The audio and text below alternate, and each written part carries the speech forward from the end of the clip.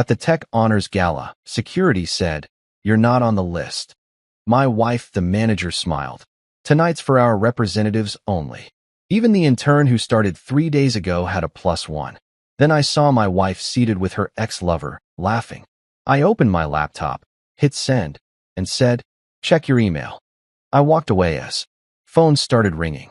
You know that feeling when you're standing outside a building that costs more per square foot than your entire childhood home, and you can literally smell the wealth seeping through the marble walls?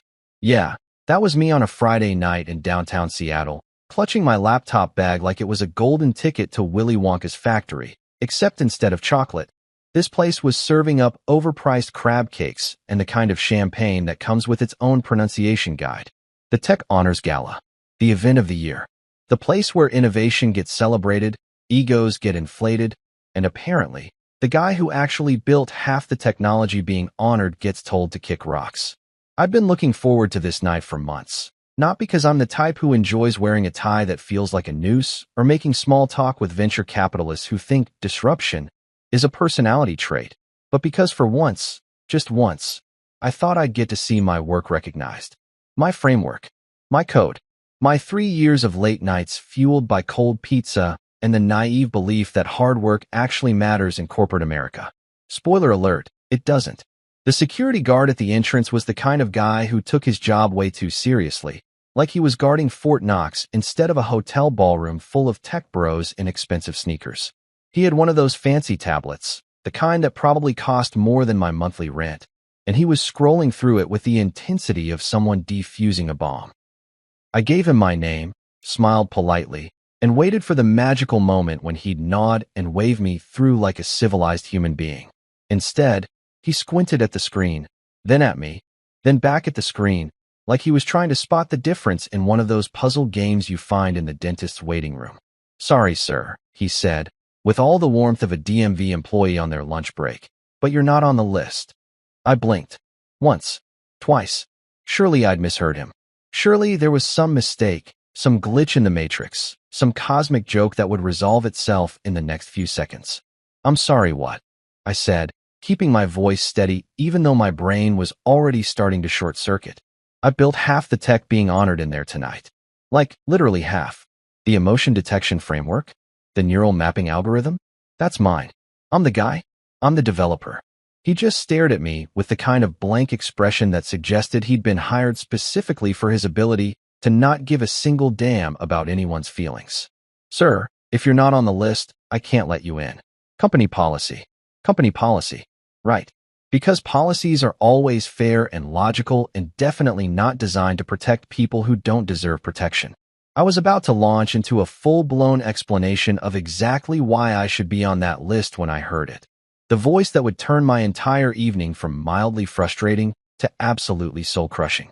"My husband's not on the list, Brandon," said Melissa, my wife of 5 years, the woman who promised to love and cherish me through sickness and health, for richer or poorer, apparently until I became inconvenient to her career trajectory.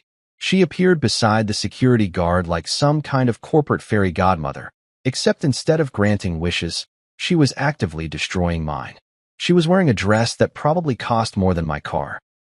A sleek, midnight blue number that hugged her curves and screamed, "I'm important and you're not." Her hair was styled in that effortless way that actually takes 2 hours and a professional, and she had that smile on her face. You know the one.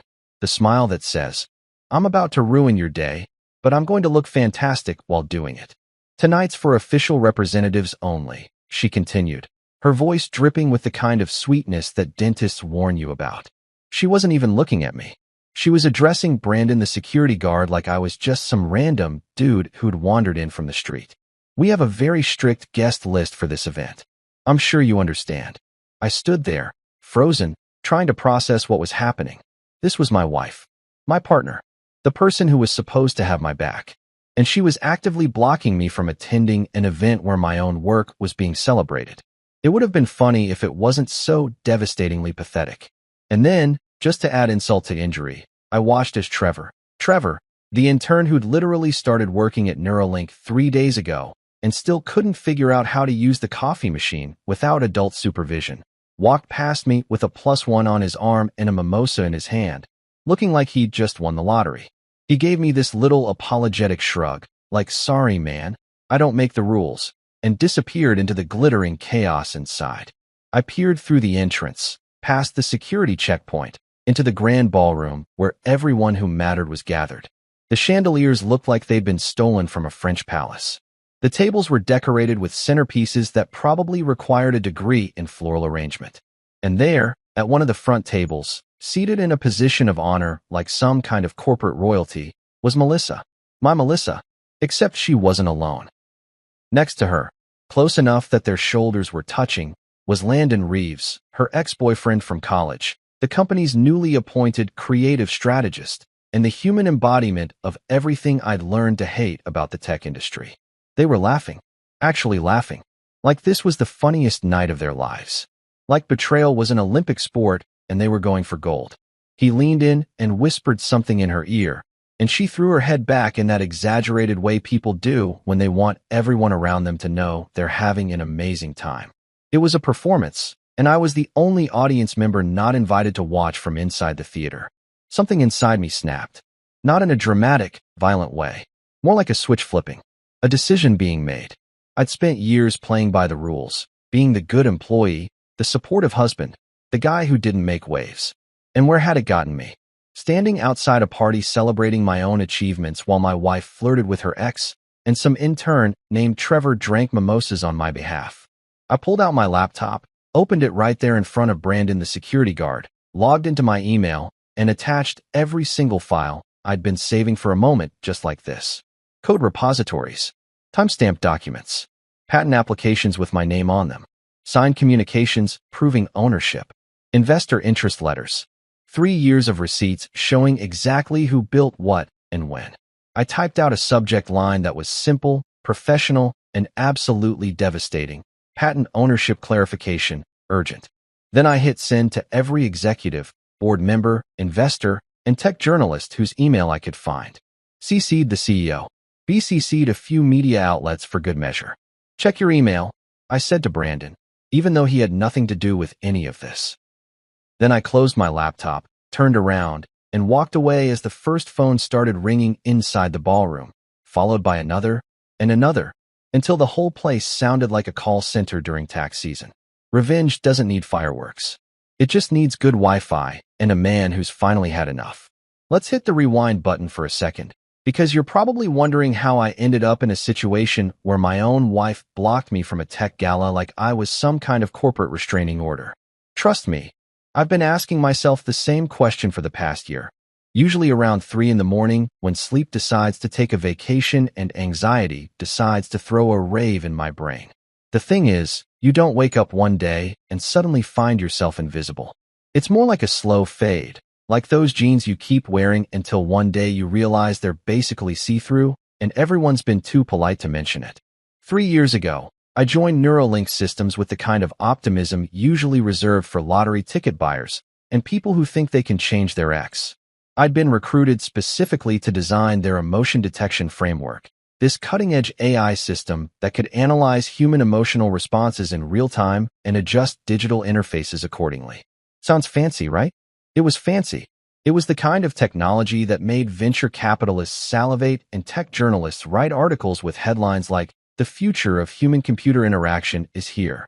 Except when those articles got written, my name was usually buried somewhere around paragraph 7, right after they'd spent 6 paragraphs talking about the company's visionary leadership and innovative culture. But I'm getting ahead of myself. Let me tell you about Melissa, back when I still thought we were building something together instead of her building a career on top of my corpse. We met at a tech conference in San Francisco, one of those events where everyone's wearing the same navy blazer and pretending to care about keynote speeches while actually just scanning the room for potential networking opportunities.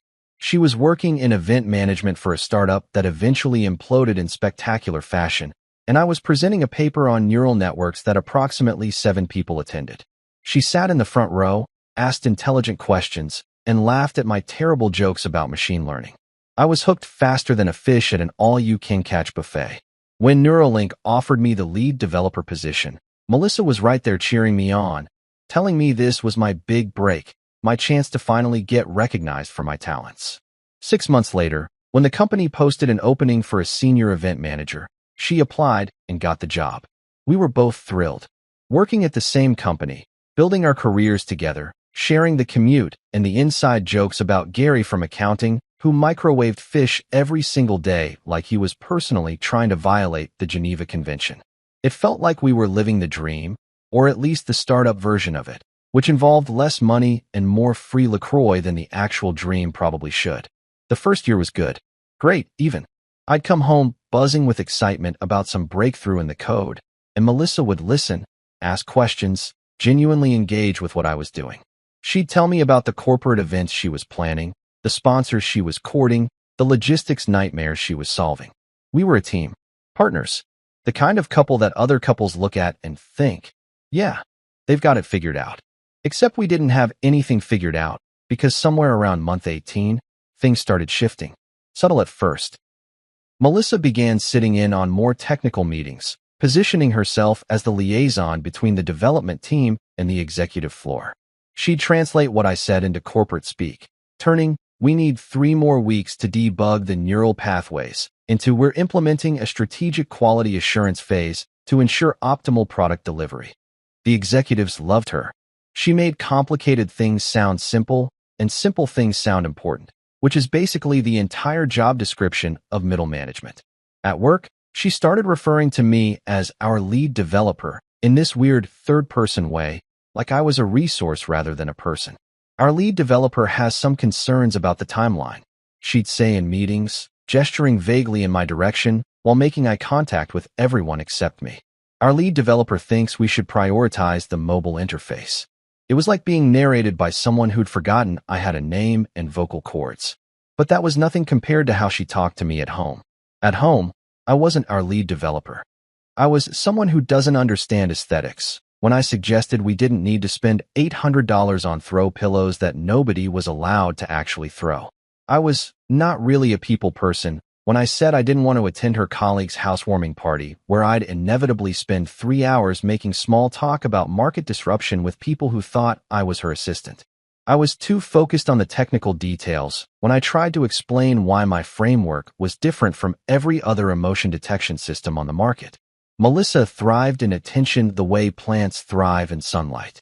She needed it, fed off it, couldn't function without it. Every company all-hands meeting was her personal TED Talk. Every client dinner was her chance to shine. Every corporate email was an opportunity to deploy her signature move, taking credit for ideas while making it sound like she was being humble about it. "The team did amazing work on this," she'd write, and everyone would assume she meant the development team. But really she meant herself and maybe Brad from marketing who brought donuts once. Meanwhile, I thrived in silence. Give me a quiet room, a working computer, and a problem to solve, and I was happy. I didn't need the spotlight. Didn't want it, honestly. I just wanted to build things that worked, that mattered, that made people's lives a little bit easier. I built the algorithms that made everything run. Melissa built the narrative that made everything sound impressive. And for a while, I convinced myself that was okay, that we were complementary, that relationships were all about balance and compromise and other things people say when they're trying to justify why they're accepting way less than they deserve. We were like a Ferrari with no brakes, which sounds exciting until you realize you're heading straight toward a cliff and the person in the driver's seat is too busy checking their makeup in the rearview mirror to notice. Everything looked perfect from the outside. Beautiful couple, successful careers, matching company badges. But inside, I was slowly disappearing, fading into the background of my own life like a supporting character who forgot he was supposed to be the protagonist. The worst part wasn't even the lack of recognition or appreciation. It was the way Melissa had convinced me that this was normal, that this was just how things worked in corporate America, that wanting credit for your own work was somehow petty or egotistical. She had a way of making me feel like I was being unreasonable for expecting basic respect, like I was the problem for caring about something as trivial as acknowledgement. I should have seen the red flags, should have recognized the pattern, should have realized that someone who makes you feel invisible in private will eventually make you invisible in public. But love, or whatever I was calling it by that point, has a way of making you blind to things that everyone else can see from space. And by the time I finally started seeing clearly, I was already standing outside that gala, not on the list, watching my wife laugh with her ex while my work got celebrated without me.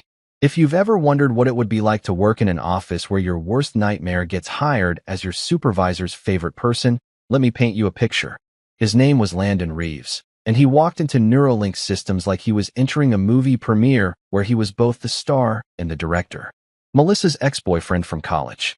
The guy she swore was ancient history and totally irrelevant to our lives. The same guy whose Instagram she definitely didn't check every 3 months, and whose name definitely didn't come up in conversations way more often than any ex-boyfriend's name should. Landon had one of those faces that looked like it had been focus grouped for maximum trustworthiness. Sharp jawline, perfectly maintained stubble that probably required a team of grooming specialists, and a smile that reminded me of what you'd see right before a used car salesman convinced you that a 2008 Honda Civic with 200,000 miles was actually a vintage collector's item. He wore expensive casual, which is that specific brand of clothing that costs more than formal wear, but looks like he just threw it on without thinking. A blazer over a t-shirt. Designer jeans that probably cost more than my entire wardrobe. Shoes that were somehow both sneakers and dress shoes, existing in that quantum state of footwear that only rich people understand. His official title was Head of Innovation, which is corporate speak for, we're not really sure what this person does, but they interview really well and went to the right schools. In practice, what Landon actually did was show up to meetings I'd been having for months, listen to ideas I'd been developing, nod thoughtfully like he was absorbing ancient wisdom, and then present those exact same ideas to executives 3 days later with slightly different terminology and significantly more confidence. The first time it happened, I thought it was a misunderstanding. We'd had this development meeting where I'd presented a prototype for emotional mapping in real-time video conferencing. The kind of thing that could detect when someone was losing interest in a Zoom call and adjust the presentation accordingly. I'd spent 6 weeks building it, testing it, refining it until it actually worked. The team was excited. Even Melissa seemed impressed, which was rare enough that I'd actually called my mom about it. 2 weeks later, Landon scheduled a presentation with our investors. Didn't tell me about it, didn't invite me, didn't even send a courtesy email that said, "Hey, I'm going to be talking about that thing you built." I found out because Derek from the QA team mentioned it in the break room while we were both waiting for the coffee machine to finish its interpretation of what coffee should taste like. "Dude, Landon's pitch was insane," Derek said, dumping his 4th packet of sugar into his cup. "That emotion mapping thing? The investors are throwing money at it." I stood there holding my empty mug, trying to process what I'd just heard. "The emotion mapping thing," I repeated slowly. "The prototype I presented 2 weeks ago?" Derek looked at me like I'd just asked if water was wet. "Yeah, man. Landon really knocked it out of the park. They're saying he might get VP tracked for this." VP tracked. For my work. My code. My idea. My 6 weeks of debugging and testing and refining. And Landon got to walk into a room, flash that dealership smile, and collect the applause like he'd invented fire instead of just stealing someone else's lighter. I went straight to Melissa's office, which was this glass-walled space that made her look important and made everyone else feel like they were interrupting something crucial. She was on her phone, probably scheduling another event where I wouldn't be invited, but she held up one finger in that universal gesture for, "I acknowledge your existence, but I'm too busy to care right now." When she finally hung up, I didn't even wait for her to ask what I wanted. Landon just pitched my prototype to investors. She didn't look surprised, didn't look concerned. She looked mildly annoyed that I was bothering her with this. "It's a company prototype," she said, like she was explaining basic math to a toddler. "It's not personal intellectual property. Everything developed here belongs to Neuralink." "I get that," I said, trying to keep my voice level even though I wanted to scream. But he didn't even mention my name. He presented it like he built it himself. Melissa sighed, one of those long, exhausted sighs that suggested I was the problem, not the guy literally stealing credit for my work. That's not how corporate presentations work. He was representing the company's achievements. It's a team effort. Team effort. Right. If team is defined as one person does all the work and another person gets all the credit, then sure, we were the best team in the history of collaborative enterprise. But it didn't stop there, because Landon wasn't just stealing my ideas. He was actively positioning himself as the genius behind everything innovative happening at Neuralink. He'd show up to my stand-up meetings, lean against the doorframe like he was too cool for chairs, and pepper me with questions that sounded supportive but were actually just intelligence-gathering missions. "Walk me through your thought process on the neural pathways," he'd say, and I'd explain it because I'm an idiot who still believed in things like teamwork and collaboration. Then he'd nod, say something like, "Fascinating approach," and disappear to go package my thought process into a PowerPoint that would make executives weep with joy. The worst part was watching Melissa's reaction to all of it. Every time Landon presented something, every time he got praised in an all-hands meeting, every time someone referred to him as a visionary, she'd light up like a kid on Christmas morning. She'd clap enthusiastically, lean forward in her seat, nod along like he was dropping profound wisdom instead of repackaged concepts he'd lifted from my Slack messages. I tried talking to HR about it once, which was like trying to report a crime to someone who's best friends with the criminal. Sandra from HR listened to my concerns with the kind of expression people have when they're pretending to care but are actually thinking about what they're going to have for lunch. "Neuralink values all contributions," she said, reading from what was obviously a script she'd memorized for situations exactly like this. "Our success is built on collaborative innovation and team-based achievement. It sounds like you and Landon are working together effectively to advance the company's mission." Working together. Sure. If you define working together as one person builds the car and the other person drives it to the dealership and sells it under their own name, then we were basically the poster children for collaboration. Meanwhile, Landon was collecting accolades like they were Pokemon cards. Rising Star Award at the quarterly meeting. Featured in the company newsletter with a headline that read, "Innovating Tomorrow, Today." A corner office with actual windows that looked out onto something other than the parking lot. And through it all, Melissa was right there beside him, managing events that celebrated his achievements, scheduling meetings that elevated his profile, making sure everyone knew that Landon Reeves was the future of Neuralink systems. That's when I started to realize that corporate life wasn't actually that different from high school. Same cliques, same popularity contests, same situation where the kid who copies your homework gets an A while you get accused of not being a team player. The only difference was that in high school, the worst that could happen was you didn't get invited to prom. In corporate America, the worst that could happen was you built something revolutionary and watched someone else get rich and famous from it while you got a thanks for your contribution, email, and a gift card to Applebee's. But I was learning. Slowly, painfully, like someone learning not to touch a hot stove by touching it repeatedly. I was learning that in this circus, being talented wasn't enough. Being right wasn't enough. Actually doing the work wasn't enough. What mattered was who told the best story, who smiled the brightest, and who had the right connections to the people who mattered. And Landon? He had the best story, the brightest smile, and a direct connection to my wife. You know how in horror movies there's always that moment where the music changes and you realize the protagonist is about to walk into something terrible, but they're too oblivious to notice? That was my life for about 6 months, except instead of ominous violin screeches, the soundtrack was Melissa's increasingly elaborate morning routine and the sound of her phone buzzing with messages she'd angle away from me whenever I walked into the room. It started small, the way betrayal usually does.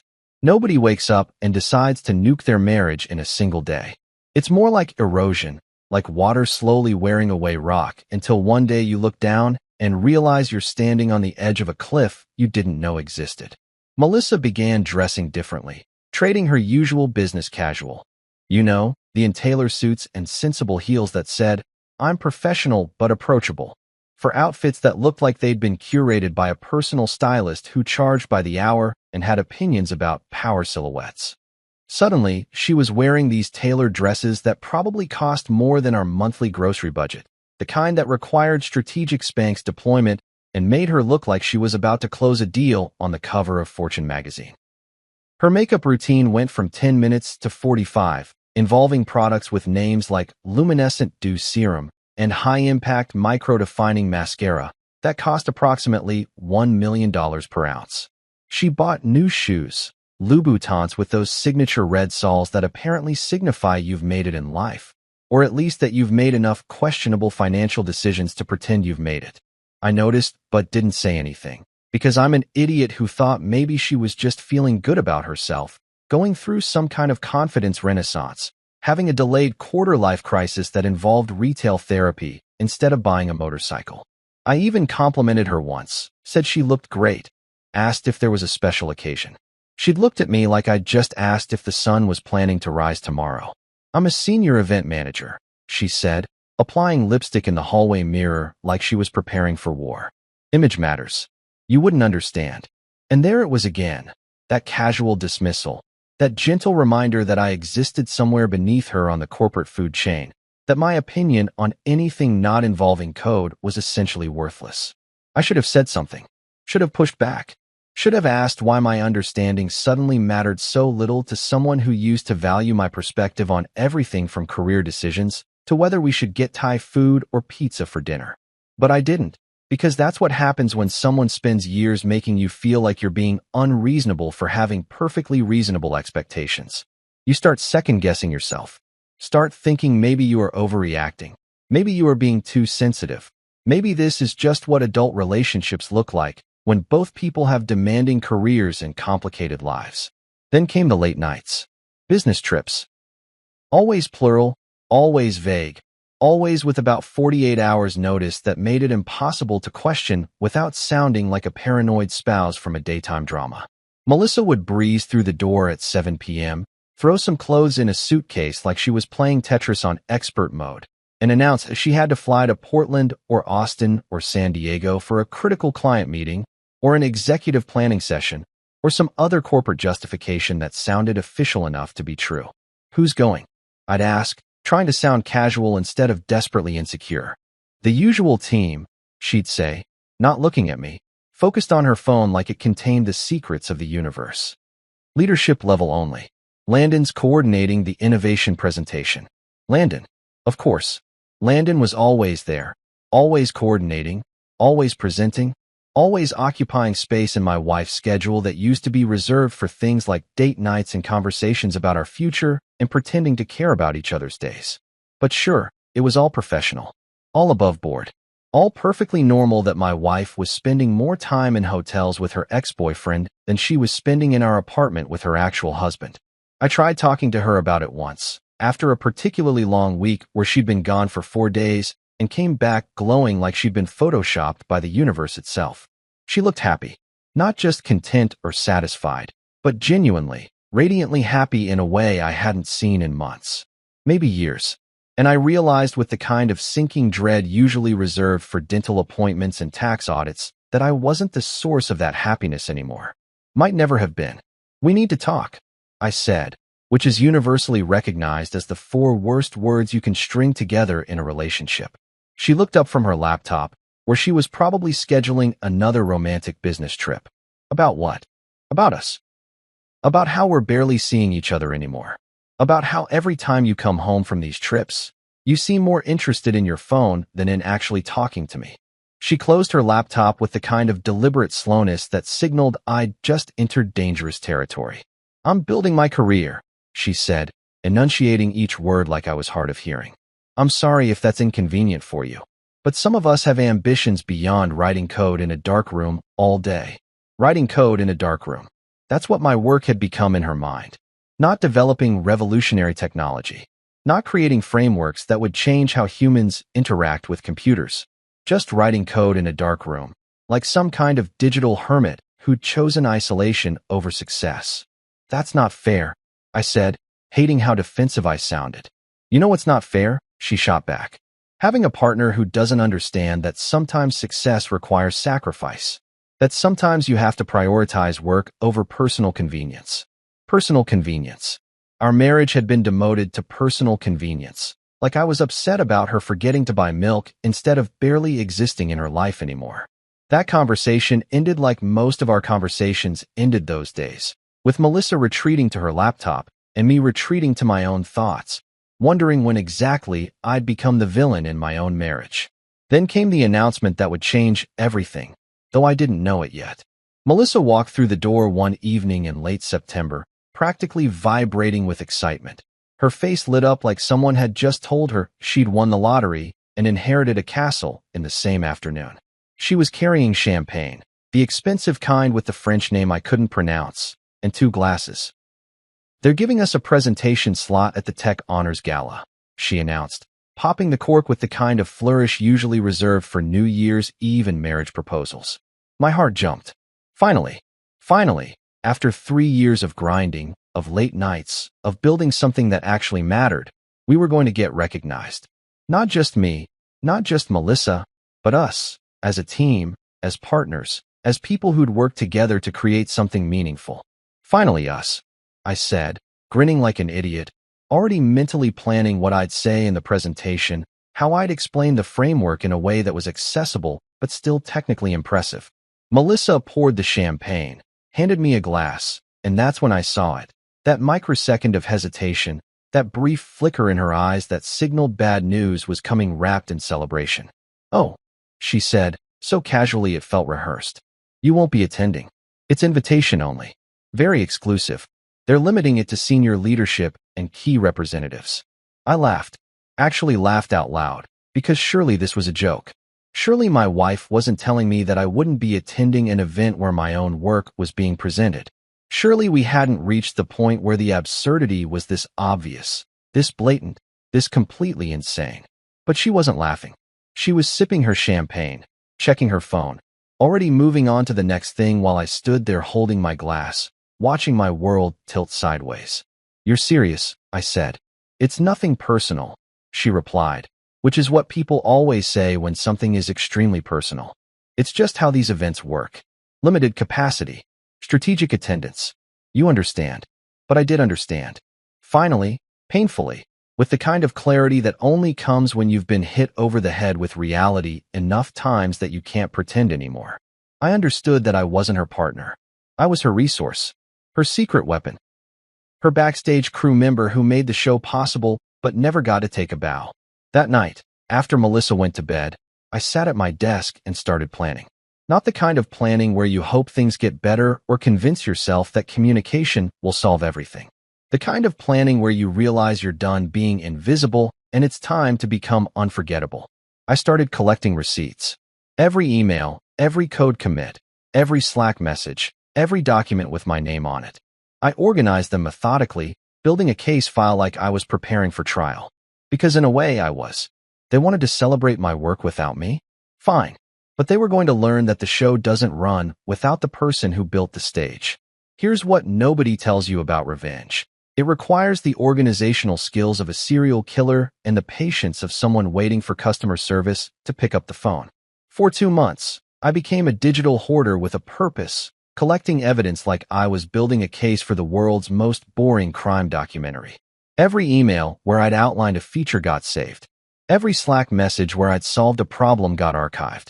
Every code commit with my name on it got timestamped and backed up in 3 different locations because I'm paranoid, but also because paranoia is just pattern recognition when you're surrounded by people who want to screw you over. I'm talking spreadsheets within spreadsheets, folders within folders, a whole organizational system that would make a CIA analyst weep with joy. I had everything categorized by project, by date, by level of damning evidence. There were the emails where Landon asked me to walk him through my approach, which was code for explain it so I can steal it. There were the meeting notes where I'd presented ideas that magically appeared in his investor pitches 3 weeks later with slightly different adjectives. There was even the Slack conversation where Melissa called my emotion detection framework a cute little project, which felt like a verbal pat on the head you'd give to a kindergartner who'd just shown you a drawing of what might be a dog or might be a potato. But collecting receipts was only half the battle. The other half was figuring out what to actually do with them, because sending angry emails to HR wasn't going to change anything except maybe get me labeled as difficult and quietly managed out of the company during the next restructuring. I needed a different approach. I needed leverage. I needed to build something they couldn't take from me, something that would make them realize exactly what they'd lost when they decided I was disposable. So I started working on my own version of the framework, except this time it was mine. Completely, legally, undeniably mine. I called it CentraMind, and I built it during every moment Melissa was on her business trips with Landon, which meant I had a lot of time. Turns out when your wife is barely home and you don't have a social life because you've spent 3 years dedicating yourself to a company that treats you like a printer, necessary but utterly replaceable. You have an abundance of free time to pour into passion projects that are definitely not just thinly veiled revenge schemes. CentraMind was everything Neuralink's framework wanted to be but couldn't achieve because it was being designed by committee and presented by people who didn't actually understand the technology.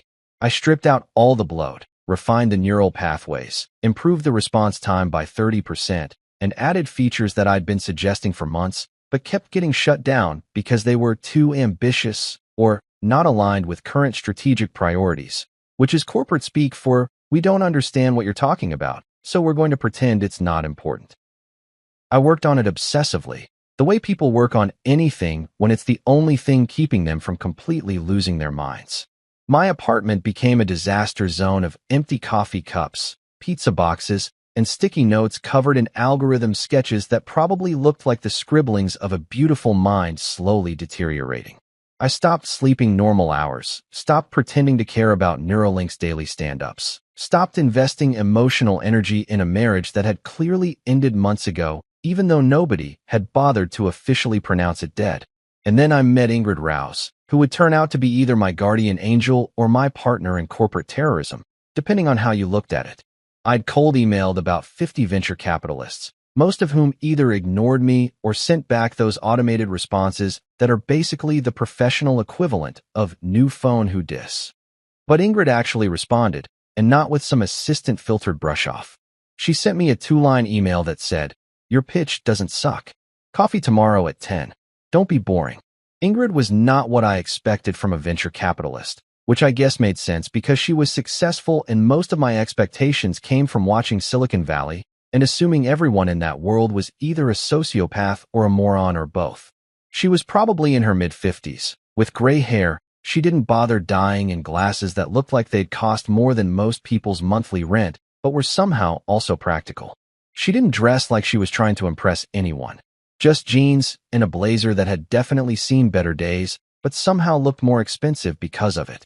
We met at this coffee shop in Capitol Hill that served pour-over coffee with the kind of pretentious ceremony usually reserved for religious rituals. She ordered black coffee.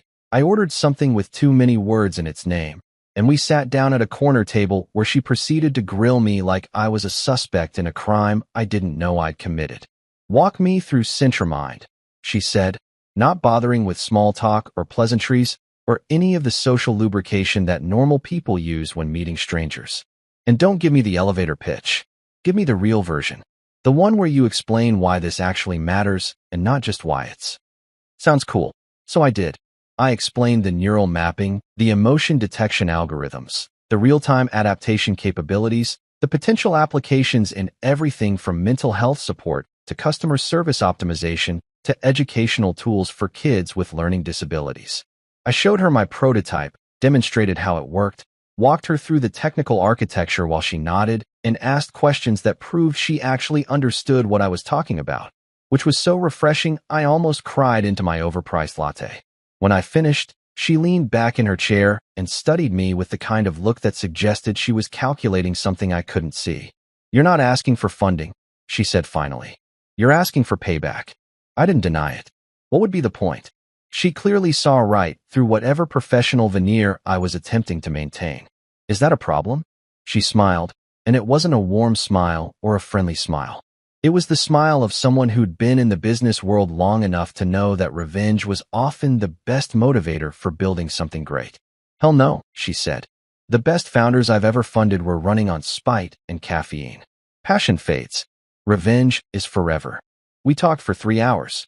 She told me about her portfolio, about the companies she'd backed, about the ones that succeeded and the ones that imploded spectacularly.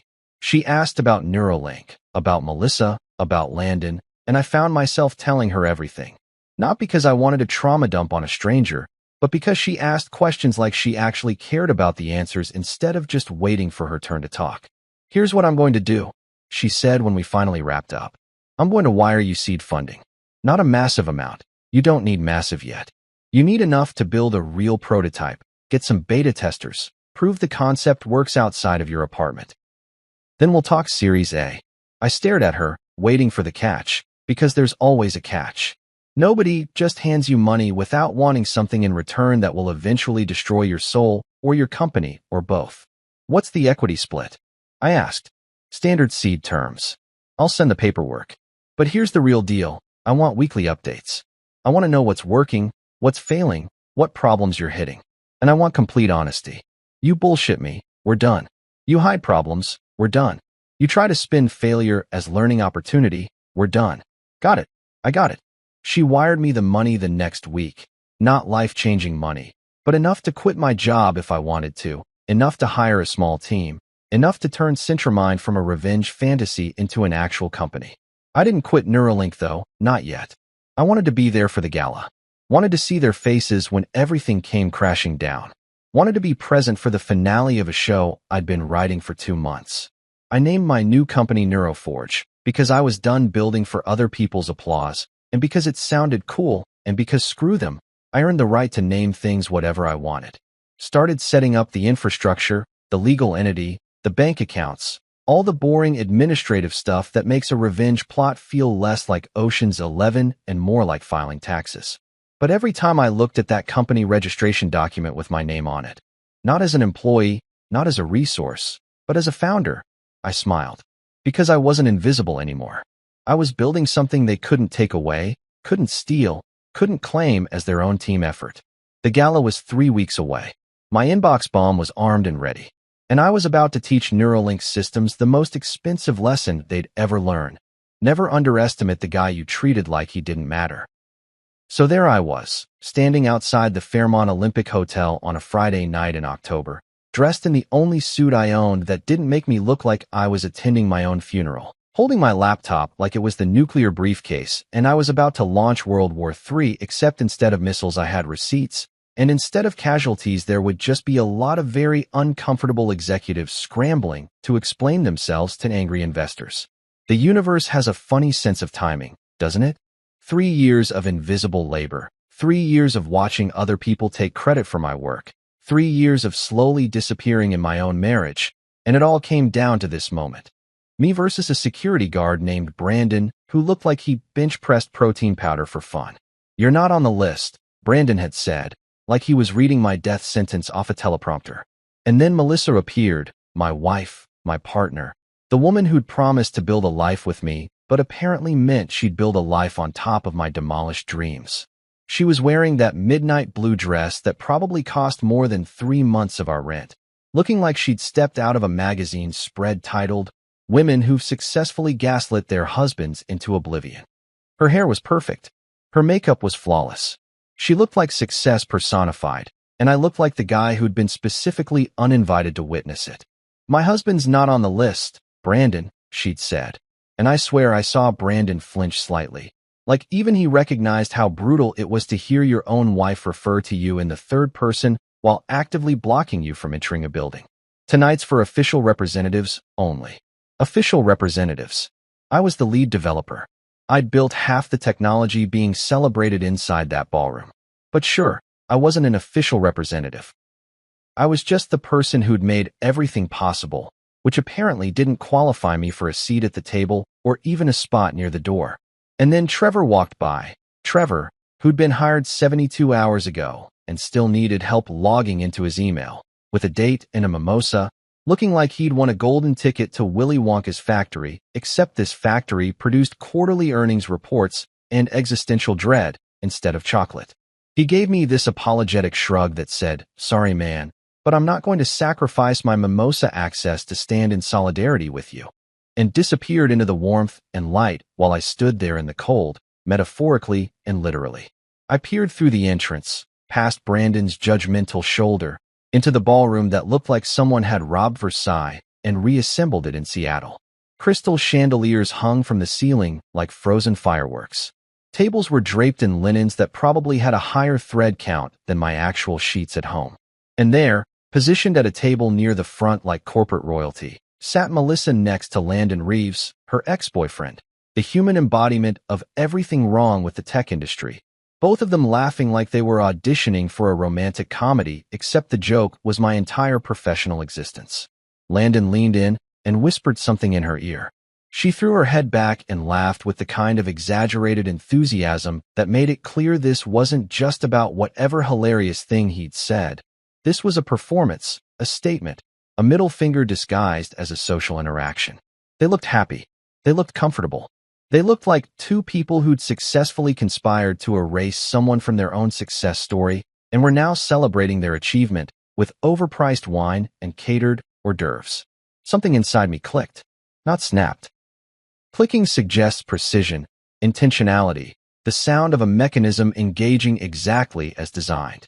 I'd been building toward this moment for 2 months, collecting evidence like a digital detective, organizing files like an obsessive-compulsive librarian, preparing for the exact scenario that was unfolding in front of me.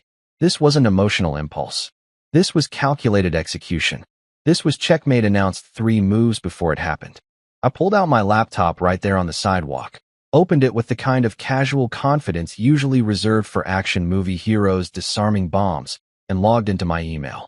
Brandon was watching me like I might be having some kind of public breakdown, which was fair because to outside observers, I probably looked like a guy who'd been rejected from a party and was now checking his email as some kind of sad consolation prize.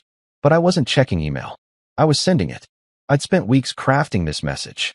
The subject line alone had gone through 17 revisions before I settled on something that was professional, urgent, and vague enough to guarantee every recipient would open it immediately out of pure curiosity and mild panic. Patent ownership clarification, urgent, not threatening, not accusatory, just informative in that way that makes lawyers nervous and executives reach for antacids. The email itself was a masterpiece of documentation. I'd attached code repositories with timestamps showing exactly when each piece of the framework had been developed and by whom. Patent applications with my name on them, filed independently before Neuralink had even thought to claim ownership. Signed communications proving that I'd presented ideas months before they appeared in anyone else's pitch decks. Investor interest letters for CentraMind that demonstrated the technology worked independently of Neuralink's infrastructure. 3 years of receipts proving that while Landon had been presenting, I'd been building, and the people inside that ballroom had been celebrating stolen valor. I'd CC'd everyone who mattered, the CEO, the board of directors, the investors who'd shown up tonight expecting to celebrate innovation. I'd BCC'd a few tech journalists I'd connected with over the years, the ones who wrote articles about corporate ethics and intellectual property theft and loved nothing more than a good David versus Goliath story where David had documentation. I'd even included legal counsel in the loop, just to make it extra spicy, just to ensure that everyone understood this wasn't a disgruntled employee venting frustration. This was a formal challenge backed by evidence that could survive scrutiny. My finger hovered over the send button for approximately half a second. Not because I was hesitating or second-guessing or experiencing some last-minute attack of conscience. I just wanted to appreciate the moment, to acknowledge that I was about to detonate a bomb that would reshape everything. To recognize that the person I'd been 3 years ago, the optimistic developer who believed hard work mattered more than politics, was officially dead, and someone new was being born right here on this sidewalk. I clicked send. Check your email, I said to Brandon, even though he had absolutely nothing to do with any of this and was just a security guard trying to do his job. But I needed to say it out loud, needed to mark the moment with words, needed to transform this from silent revenge into declared war. Then I closed my laptop, turned around, and started walking toward the parking garage while behind me, inside that ballroom, phones started ringing. First one, then another, then a whole symphony of notification sounds, dings and buzzes and vibrations, creating a chorus of incoming panic that was probably the most beautiful music I'd ever heard. I didn't run, didn't rush. Just walked with the kind of calm purpose you see in movies when the hero walks away from an explosion without looking back, because looking back would ruin the moment. Except my explosion was digital, my casualties were reputations, and my victory lap was a 3-year-old Honda Civic that needed an oil change. My phone started blowing up before I even reached my car. Melissa calling, Landon calling, someone from HR calling, the CEO calling. Even Victor Hale, the senior director who'd never bothered to learn my name despite 3 years of working in the same building, was suddenly very interested in having a conversation. My phone was lighting up like a Christmas tree on steroids, vibrating so hard it nearly jumped out of my pocket and made a run for freedom. I silenced it. All of it.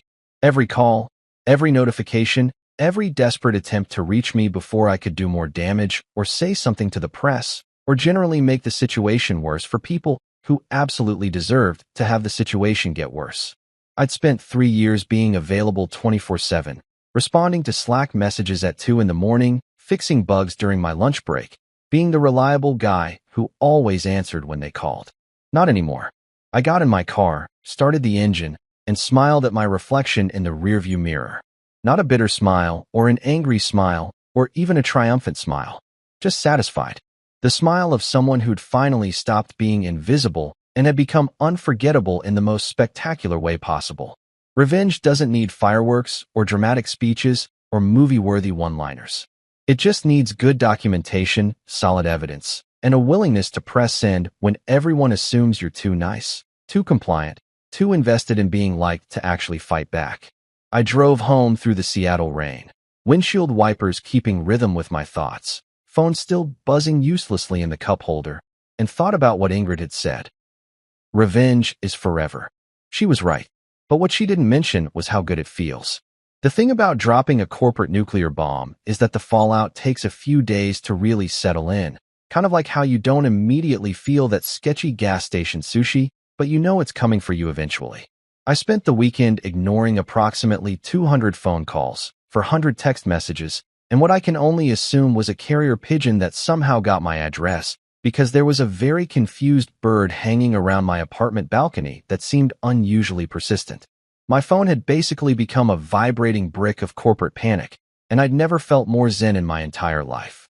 Monday morning, I woke up to an email from Victor Hale, Senior Director of Product Development, and the kind of guy who thought synergy was a real word that meant something. Victor was one of those executives who'd perfected the art of looking important while doing absolutely nothing. He wore expensive suits, spoke in corporate buzzwords, and had somehow convinced everyone that his primary contribution to the company was strategic vision, which as far as I could tell meant he showed up to meetings, nodded thoughtfully, and collected a salary that could have funded a small country's education system. The email was professionally worded but reeked of desperation underneath all the formal language. I'd appreciate the opportunity to discuss recent developments in a professional setting. Perhaps we could meet for coffee. Coffee. Like we were old friends catching up instead of a company scrambling to do damage control after realizing they'd been celebrating stolen intellectual property at a gala that cost more than most people's annual salary.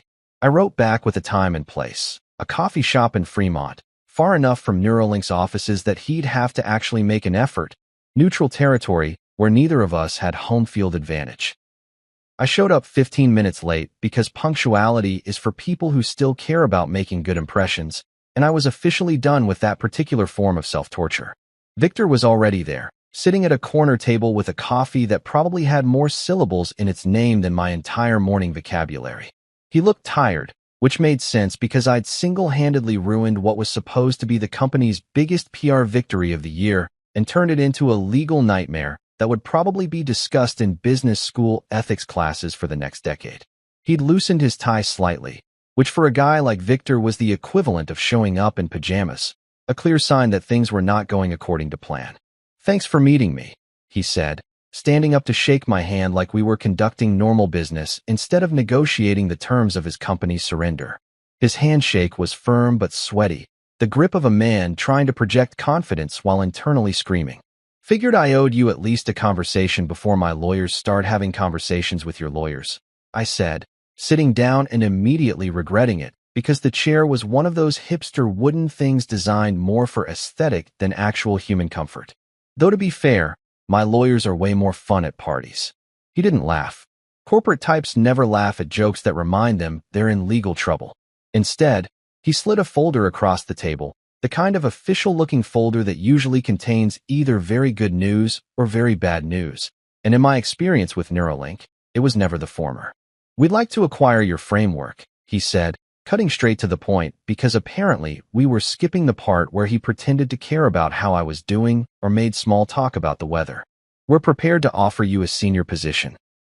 Triple your current salary, full credit on all documentation, your name on every patent application, complete creative control over development. I opened the folder and looked at the contract, which was honestly impressive in its desperation. They were offering me enough money to make my mother cry happy tears and call all her friends to brag. They were offering me the kind of title that came with actual windows in my office and probably a parking spot that wasn't next to the dumpster. They were offering me everything I'd wanted 3 years ago when I first joined the company, full of naive optimism and the mistaken belief that merit mattered. And Melissa? I asked, because I knew that was part of the deal even if it wasn't explicitly written in the contract. Corporate negotiations are like poker. Half the game is reading what's not being said. Victor shifted uncomfortably, the kind of shift that suggested he'd really hoped I wouldn't ask that question but had prepared an answer anyway. She'll be moved to internal operations. A lateral transition, really. Still valuable to the company, just in a different capacity. I almost laughed. Internal operations was corporate speak for, we're putting you somewhere you can't do damage, but we're not technically firing you, so please don't sue us. It was the professional equivalent of being sent to sit in the corner and think about what you'd done. From senior event manager hobnobbing with executives and planning galas to internal operations, which probably involved scheduling conference rooms and ordering office supplies. From the penthouse to the basement, but with the same salary, so it looked like a choice instead of a punishment. So, basically from manager to mailroom, I said, stirring my coffee even though I hadn't added anything that needed stirring. That's pretty harsh, Victor. I'm almost impressed by how vindictive that is while still maintaining plausible deniability. He had the decency to look slightly uncomfortable, though whether it was genuine discomfort or just more corporate theater was impossible to tell. We value Melissa's contributions, but there need to be consequences for professional oversights. Professional oversights. That's what we were calling it now. Not theft, not betrayal, not actively conspiring to erase someone from their own achievements. Just professional oversights, like she'd accidentally sent an email to the wrong recipient instead of deliberately blocking her own husband from an event celebrating his work. And Landon? I asked, because I wanted to hear them say it. Mr. Reeves' contract has been terminated effective immediately, Victor said, and I could tell he'd practiced that line in the mirror to get the tone exactly right. Serious, but not apologetic. Final, but not emotional. We discovered several irregularities in his project attributions that raised concerns about his professional conduct. Irregularities. What a beautiful word for he stole everything and we just figured it out because someone sent us receipts. Landon was gone, probably already updating his LinkedIn with some vague description about pursuing new opportunities, while frantically calling every contact in his phone trying to find another company he could charm his way into before word spread about why he'd really been fired. I looked at the contract again, at the salary that would have changed my life, at the title that would have made my parents finally understand what I did for a living, at all the things I desperately wanted back when I still believed that Neuralink was where I belonged. And then I thought about Ingrid, about Neuroforge, about the team I was building with people who'd also been overlooked and underestimated and told they didn't matter enough to get credit for their own work. This is tempting, Victor, I said, closing the folder and sliding it back across the table like I was returning a library book I'd finished reading. Really tempting. That salary number is particularly impressive. You guys must be really scared about how this looks to investors. He didn't confirm or deny, just watch me with the kind of careful expression people use when they're trying to figure out if you're bluffing or actually holding the cards you claim to have. But here's the thing.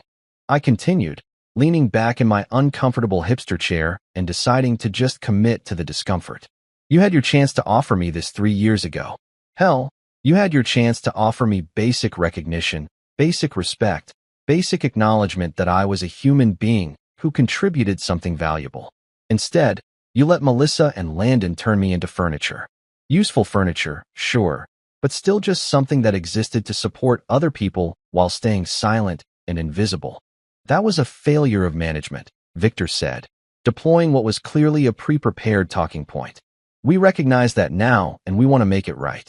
You want to make it right, or you want to make it go away? I asked. Because those are two very different things, Victor. Making it right would have been stopping it when it was happening. Making it go away is offering me money to shut up now that I've made it inconvenient for you. He didn't answer, which was an answer in itself. So here's my counteroffer, I said, standing up because I was done with this conversation and my back was legitimately starting to hurt from that terrible chair. I'm going to take Neuroforge and turn it into everything Neuralink could have been if you guys weren't so busy playing corporate politics that you forgot to actually care about innovation. And every time you see my company's name in the news, every time we land a client you were courting, every time we do something genuinely innovative instead of just claiming we're innovative in press releases, you're going to remember that you had a chance to keep me and you chose photo ops with Landon instead.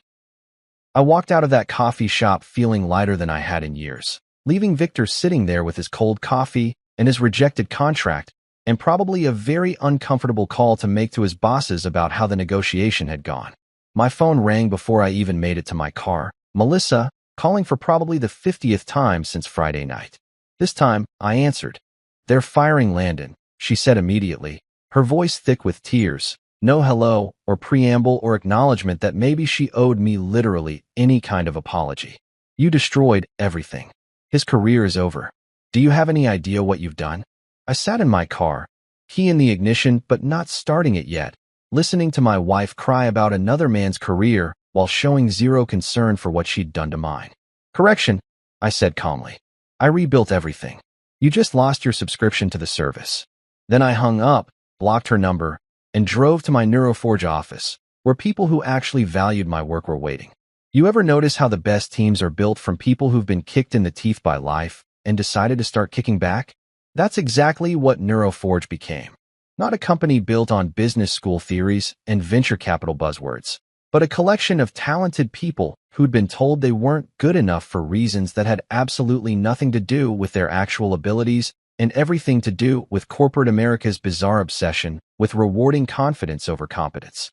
Our office was a converted loft in Georgetown, the kind of space that real estate agents describe as charming and full of character, which is code for the heating doesn't work properly, and there might be rats, but the exposed brick looks great in photos.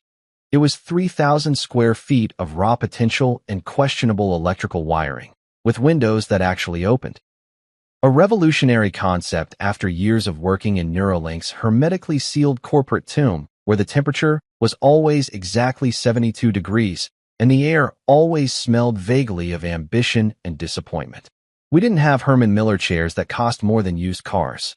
We had mismatched furniture I'd bought off Craigslist from people who were either moving or going through divorces, which meant everything came with stories I didn't ask for, but got anyway. Our conference table was a door I'd mounted on sawhorses. Our whiteboard was literally just white paint on the wall that we could write on with dry erase markers. Our coffee situation was a Mr. Coffee machine that had seen better days and made beverages that tasted like regret and determination in equal measure. But here's the thing about not having fancy stuff. It meant everyone who showed up actually wanted to be there for the work, not for the Instagram-worthy office aesthetic or the free kombucha on tap or the ping pong table that nobody ever used, because who has time for ping pong when there's actual work to do? First person I hired was Ravi Patel, a back-end genius from Mumbai via Boston who'd been fired from his last job at a major tech company for not fitting the culture, which apparently meant he didn't smile enough during meetings. I'd found him through a developer forum where he'd posted some absolutely brilliant solutions to database optimization problems that made my brain happy in the way that only elegant code can. We met for coffee, and within 10 minutes I knew he was exactly who I needed. They told me I needed to be more enthusiastic in stand-ups, Ravi said, stirring his chai with the kind of resigned frustration I recognized immediately. I said I was enthusiastic about the code, just not about performing enthusiasm for managers who don't understand what the code does. Apparently, that was the wrong answer. "Sounds like you dodged a bullet," I told him. "How do you feel about working somewhere that cares more about what you build than how much you smile while building it?" He smiled then, not a performance smile, not a corporate-pleasing smile, but a genuine expression of relief. "When can I start?" Next was Claire Morrison, a UX designer who'd been told at her previous company to make the interface more feminine, which is something that sounds ridiculous until you realize that someone with an MBA and decision-making authority actually said it in a meeting and expected it to be taken seriously. Claire had this portfolio that made me want to weep with joy: clean, intuitive interfaces that prioritized user experience over looking pretty, designs that actually solved problems instead of just winning awards for aesthetic innovation. I kept trying to explain that good design is gender neutral. Claire told me during her interview, which we conducted sitting on the floor of the empty loft because I hadn't bought furniture yet, that users don't care if something is masculine or feminine, they care if it works. But every suggestion got filtered through this lens of would a woman like this? As if women are some alien species that needs special color-coded interfaces. How do you feel about designing for humans instead of demographics? I asked. She grinned. Like I've been waiting my whole career for someone to ask me that question. Then there was Jules Kowalski, who technically was an intern except he knew more about front-end development than most senior developers I'd worked with. Jules had done the college thing for 2 years, decided it was a waste of time and money, taught himself to code using YouTube tutorials and sheer stubborn determination, and had been bouncing around various companies trying to prove that he was capable despite not having that magical piece of paper that costs $100,000 and proves you can regurgitate information on tests. Every place I work, I start as an intern, do the work of a senior developer, and then when I ask about advancement they tell me I need to finish my degree first, Jules explained, hunched over his laptop in our first team meeting. He was 22, dressed like he'd gotten his entire wardrobe from a charity shop that specialized in band t-shirts, and had the kind of enthusiasm that only comes from finally finding people who care about skills instead of credentials. It's like they can't process that someone without a degree might actually know what they're doing. We don't care about degrees here, I told him. We care about code quality, problem-solving ability, and whether you can admit when you don't know something instead of pretending you're an expert at everything. So I'm not an intern? He asked, looking genuinely confused. You're a front-end developer, I said, with a salary that reflects that title. Welcome to Neuroforge. We added 3 more people over the next month. Marcus, a project manager who'd been pushed out of his last job for not being aggressive enough, which apparently meant he treated people like humans instead of resources to be optimized.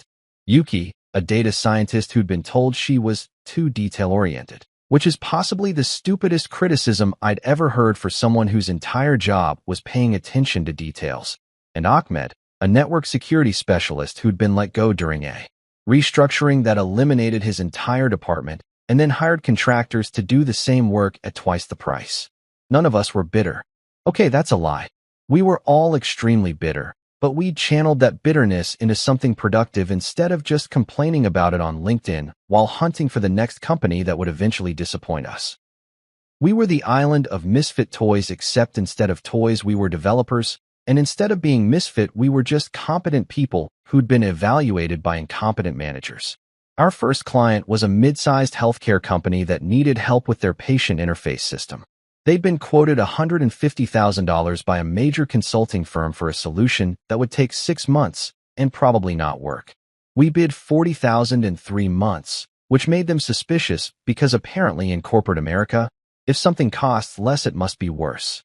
Claire designed the interface in 2 weeks. Ravi built the backend in 3. Jules created a front end that was so smooth and intuitive that the client CEO called me personally to ask if we'd somehow stolen it from someone else, because there was no way we'd built something that good that fast. We integrated CentraMind's emotion detection framework, which meant the system could adapt to users who were stressed or confused and automatically simplify the interface or provide additional help. The demo day was one of those moments that reminds you why you got into this industry in the first place. We set up in the client's conference room. All 7 of us crammed around a table, running on coffee and the kind of nervous energy that comes from knowing you've built something great, but having no idea if anyone else will recognize it. Marcus walked them through the features. Claire explained the design philosophy. Ravi demonstrated the back-end efficiency. And then we showed them the real-time analytics showing a 40% improvement in user task completion and a 60% reduction in support tickets. The room went quiet. Then the CEO started laughing. Not mocking laughter, but the kind of delighted laughter that comes from watching something exceed your expectations so thoroughly that you can't quite believe it's real. This is better than anything I've seen from companies 10 times your size, she said. How did you do this? I looked around at my team, at Ravi who didn't smile enough, at Claire who apparently designed too gender neutrally, at Jules who lacked the proper credentials, at Marcus who wasn't aggressive enough, at Yuki who paid too much attention to details, at Ahmed who'd been considered expendable. I looked at these people who'd been told they weren't good enough and had responded by building something extraordinary. We hired people who actually know what they're doing, I said. Revolutionary concept, I know. That night, we celebrated in the loft with pizza and cheap beer because we still couldn't afford the fancy stuff and honestly didn't want it. We sat on our mismatched furniture, ate from paper plates, and talked about the next project, the next client, the next problem we could solve. Somewhere during that conversation, probably around my third beer, I realized something that should have been obvious but somehow wasn't. Revenge had gotten me here. The anger at being invisible, the frustration at being overlooked, the determination to prove everyone wrong had been the fuel that started Neuroforge. But revenge wasn't going to sustain us. Revenge burns hot and fast and eventually consumes itself. What would keep us going was purpose. The knowledge that we were building something that actually mattered, that helped people, that made the world slightly less frustrating for users who just wanted technology to work without requiring a PhD to understand it. We were creating a place where talented people could do their best work without having to perform corporate theater or pretend to care about synergy or smile on command. Revenge got me here, but purpose would keep me here. And honestly, purpose felt a whole lot better than anger ever did. If you've never been sued by your former employer for allegedly stealing work that you actually created, let me tell you. It's a uniquely surreal experience, kind of like being accused of robbing your own house while the actual burglars stand next to you pointing fingers and looking concerned. About a month after the Gallo incident, after Neuroforge had landed its first major client, and I was finally starting to believe that maybe I could build something sustainable instead of just an elaborate revenge plot with a business license, I got served with legal papers at my apartment by a guy who looked deeply apologetic about his job choice. "You've been served," he said, handing me a manila envelope that felt heavier than it should have, probably because it was full of accusations and corporate desperation. "Sorry, man. You seem like a nice guy." "Thanks," I said, taking the envelope. "You seem like you need a hug and possibly a career counselor." The lawsuit was a masterpiece of legal fiction, the kind of document that gets written when lawyers are given a losing case and a billable hour quota. Neuralink Systems was claiming that I'd stolen proprietary technology, violated my employment contract, breached confidentiality agreements, and basically committed every corporate crime short of embezzlement and arson. They wanted damages. They wanted injunctions.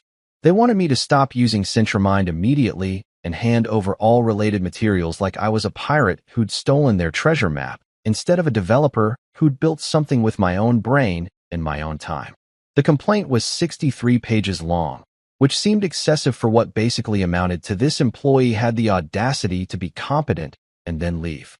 I read through it while eating leftover pizza at my desk, highlighting the particularly ridiculous parts, which turned out to be most of it.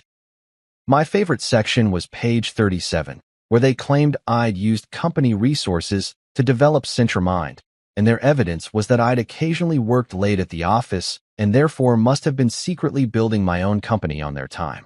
By that logic, everyone who's ever responded to a personal email at work is guilty of corporate espionage. I forwarded the lawsuit to my legal team, which consisted of two lawyers Ingrid had recommended, Sandra Chun and Marcus Webb, a duo who looked like they should be hosting a legal podcast about corporate absurdity instead of actually practicing law. Sandra was probably 5'2" in heels, had a collection of blazers in every color of the rainbow, and the kind of sharp intelligence that made opposing counsel visibly uncomfortable. Marcus was her opposite, 6'4", perpetually dressed like he was about to go camping, with a folksy demeanor that disguised the fact that he could dismantle legal arguments the way a mechanic dismantles engines. They read the lawsuit. Then they read it again. Then Sandra started laughing so hard, she had to put down her coffee before she choked on it. "Oh my God," she said, wiping tears from her eyes. "Oh my God, they actually filed this. They put their names on this document and filed it with an actual court." Marcus was grinning like he'd just been told Christmas was coming early. "This is the best thing I've read since that lawsuit where a guy tried to sue himself for emotional distress. Do they not have competent legal counsel? Did they let an intern write this? Can we countersue for wasting everyone's time?" I asked, only half joking. "We could," Sandra said, still giggling. "But honestly, this is going to fall apart so fast that it'll probably be dismissed before we even need to file a substantive response." They're claiming you stole your own work. You have time-stamped code commits, patent applications with your name on them filed before they claimed ownership, email chains proving you developed everything independently. This isn't just a weak case. This is corporate suicide by litigation. She was right. The lawsuit died a slow, embarrassing death over the next 3 weeks as our legal team filed motion after motion that basically said, "Have you actually looked at the evidence?" in increasingly formal language. Neuralink's lawyers started sending settlement feelers, which is what happens when attorneys realize they've been handed a dumpster fire and told to make it look like a controlled burn. But before the lawsuit could officially implode, I got a phone call that made everything significantly more interesting. The caller ID showed a number I didn't recognize, which usually meant spam about my car's extended warranty or someone who wanted to discuss my internet service provider options. But this time it was Preston Ward, the company chairman of Neuralink, the big boss. The guy who sat on the board and made decisions that affected thousands of employees while probably playing golf 3 times a week and attending charity galas where he pretended to care about social causes. Preston Ward was old money with new tech investments, the kind of guy who wore suits that cost more than most people's monthly salary and had that peculiar accent that rich people develop when they've spent too much time around other rich people and forgotten how normal humans talk. He'd probably never written a line of code in his life, but he was very good at understanding when something threatened his investment portfolio. "I'd like to discuss a business proposition," Preston said after minimal pleasantries, his voice smooth like expensive whiskey and probably just as likely to give you a headache. "I think we can resolve this situation in a way that benefits everyone involved." "You mean the lawsuit where your company is claiming I stole my own work?" I asked, putting him on speaker so I could continue working while we talked. "That situation? Let's be civil," he said, which is what rich people say when they want you to forget they're trying to screw you over. "Legal disputes are expensive and time-consuming for everyone. I'd like to propose an alternative." "I'm listening," I said, mostly because I was curious about what kind of offer would come from the chairman himself instead of being filtered through layers of management and legal departments. "We want to buy 40% of Neuroforge," he said, just dropping it out there like he was offering to buy me lunch instead of proposing to purchase a significant chunk of my company. "We'll pay fair market value, provide resources for scaling, give you access to our distribution channels and client base. You continue running operations, we provide strategic support. Everyone wins." I stopped typing, stared at my computer screen, tried to process what I'd just heard. They were suing me for stealing from them and simultaneously trying to buy a piece of my company. It was the corporate equivalent of punching someone in the face and then asking if they wanted to be business partners, except with more legal paperwork and fewer visible bruises. "Let me get this straight," I said slowly. "You're currently suing me, claiming that everything I've built belongs to you, and you're also trying to buy part of it? Do you see how those two things contradict each other?" "The lawsuit is a formality," Preston said, waving away the 63-page legal document like it was a minor inconvenience instead of a direct attack on my livelihood. "Business is business. But I'm offering you an opportunity here. Access to resources you can't get anywhere else, connections that take decades to build, institutional knowledge that money can't buy." "You already tried buying 15 years of my marriage," I said, thinking about Melissa and Landon and all the business trips that were definitely not just business. "That didn't work out so well either." There was a pause, the kind of silence that suggested I'd said something unexpected or possibly said the quiet part out loud that was supposed to stay quiet. Then Preston laughed, a calculated laugh that rich people use when they're pretending something is funny instead of uncomfortable. "I like you," he said, which was almost certainly a lie. "You've got backbone. That's rare in this industry. Most people roll over the second someone with money shows up. But let's be realistic. You're building something impressive with Neuroforge, but you'll need us eventually. Everyone needs infrastructure, distribution, credibility. We can provide all of that." "Maybe," I said, watching my team through the glass partition working on our next project. Claire redesigning an interface, Ravi optimizing database queries, Jules debugging front-end code. "But not before you check your email again." Another pause. Longer this time. "Excuse me. Check your email, Preston. Should be hitting your inbox right about now." I'd been prepared for this call, or something like it, because rich guys like Preston don't make moves without telegraphing them first. So I'd asked Sandra and Marcus to prepare a little present, a detailed analysis of Neuralink's lawsuit showing exactly how it would fail, combined with documentation of my independent development work, sprinkled with references to anti-SLAPP statutes and potential countersuits for malicious prosecution. I'd CC'd every board member whose email I could find, plus a few tech journalists who specialized in corporate malfeasance, just to make sure everyone understood that this wasn't a negotiation. This was me drawing a line in the sand and daring them to cross it. "You're making a mistake," Preston said, his voice losing that smooth quality and gaining an edge that suggested he wasn't used to people telling him no. "Pride is expensive in this business. You could have our support, our resources, our network. Instead, you're choosing to make an enemy." "I'm not making an enemy," I corrected him.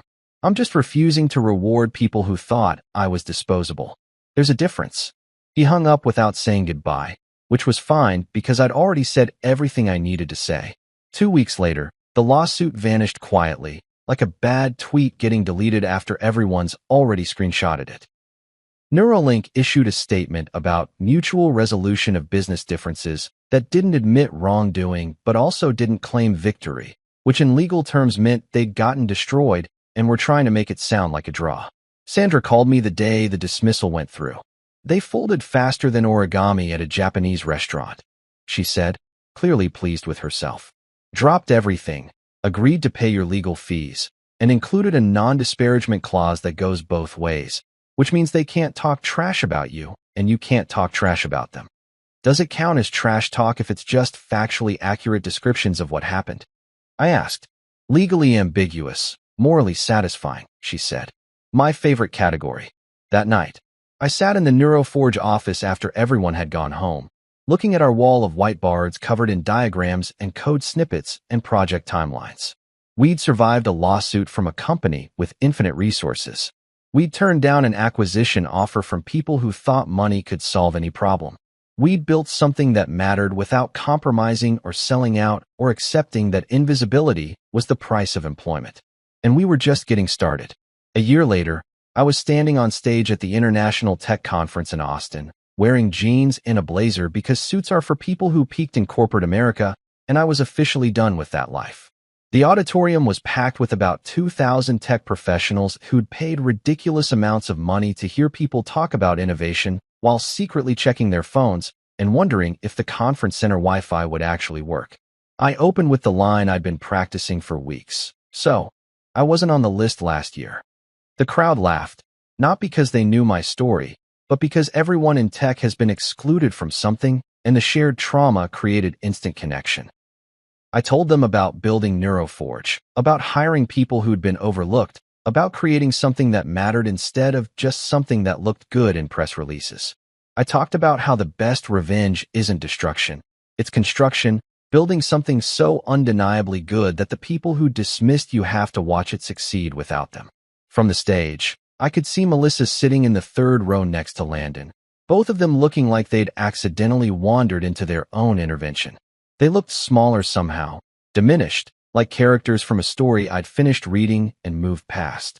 I ended my talk with, "Sometimes you don't need a seat at their table. You just need better Wi-Fi and a sense of humor." Standing ovation.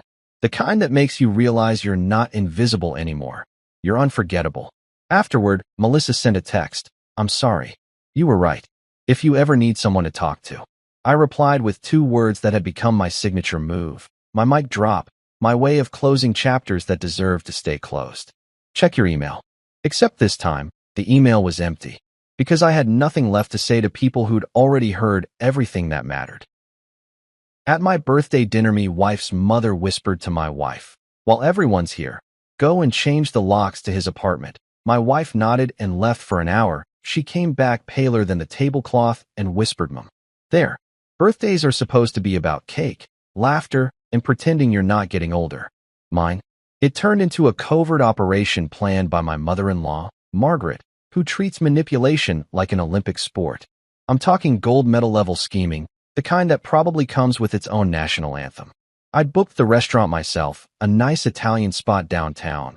Dim lights, jazz music, waiters who pronounce bruschetta like they're auditioning for a movie. I even wore a shirt that screamed, "I'm trying," which, for me, Minute had buttons and no visible stains. I should have known something was off the second Margaret showed up with that grin she reserves for funerals and family gatherings she plans to ruin. My wife, Clara, sat beside me, smiling that tight smile she saves for Instagram photos and family arguments. The one that says, "I'm happy, but only legally." Everything looked fine on the surface. We had wine. People laughed. My friend Jared cracked a joke about my age, and the waiter was midway through singing some unholy version of Happy Birthday when Margaret leaned toward Clara and whispered, loud enough for the waiter, God, and probably the chef to hear, "While everyone's here, go change the locks to his apartment." Excuse me, what? I froze mid-bite, fork halfway to my mouth. I thought I misheard, but nope. She said it again, like she was asking someone to pass the salt. And the worst part? Clara nodded. No hesitation, no confusion, just a calm, obedient yes, mother kind of nod. Then she grabbed her purse and stood up like this was all part of the dinner schedule. Everyone kept eating like it was a normal Tuesday, as if wives leave mid-birthday dinner to go lock out their husbands all the time. The waiter looked at me like, "Sir, do I still bring the tiramisu or call for backup?" Margaret clinked her glass of wine and smiled at me. "Oh, don't look so surprised, Andrew. You know Clara just likes to be efficient." Efficient? Yeah, sure, if efficient means emotionally arsonist. I just sat there, staring at the spot where my wife had been, wondering what the hell kind of family tradition I'd married into.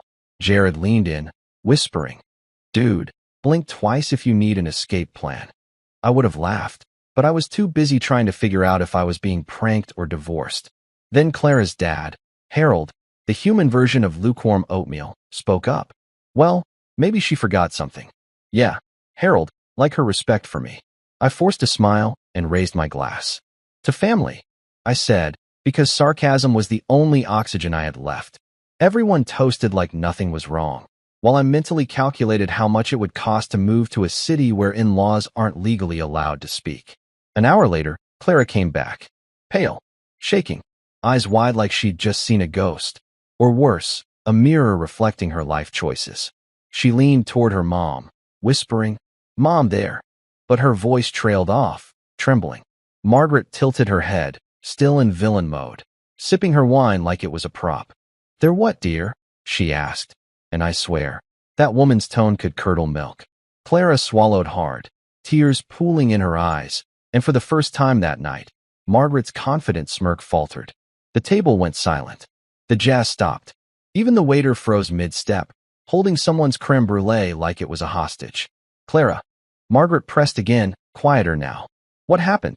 Clara's lips quivered, and she whispered something none of us could hear, but her expression said everything. It wasn't just shock, it was fear. Real, deep.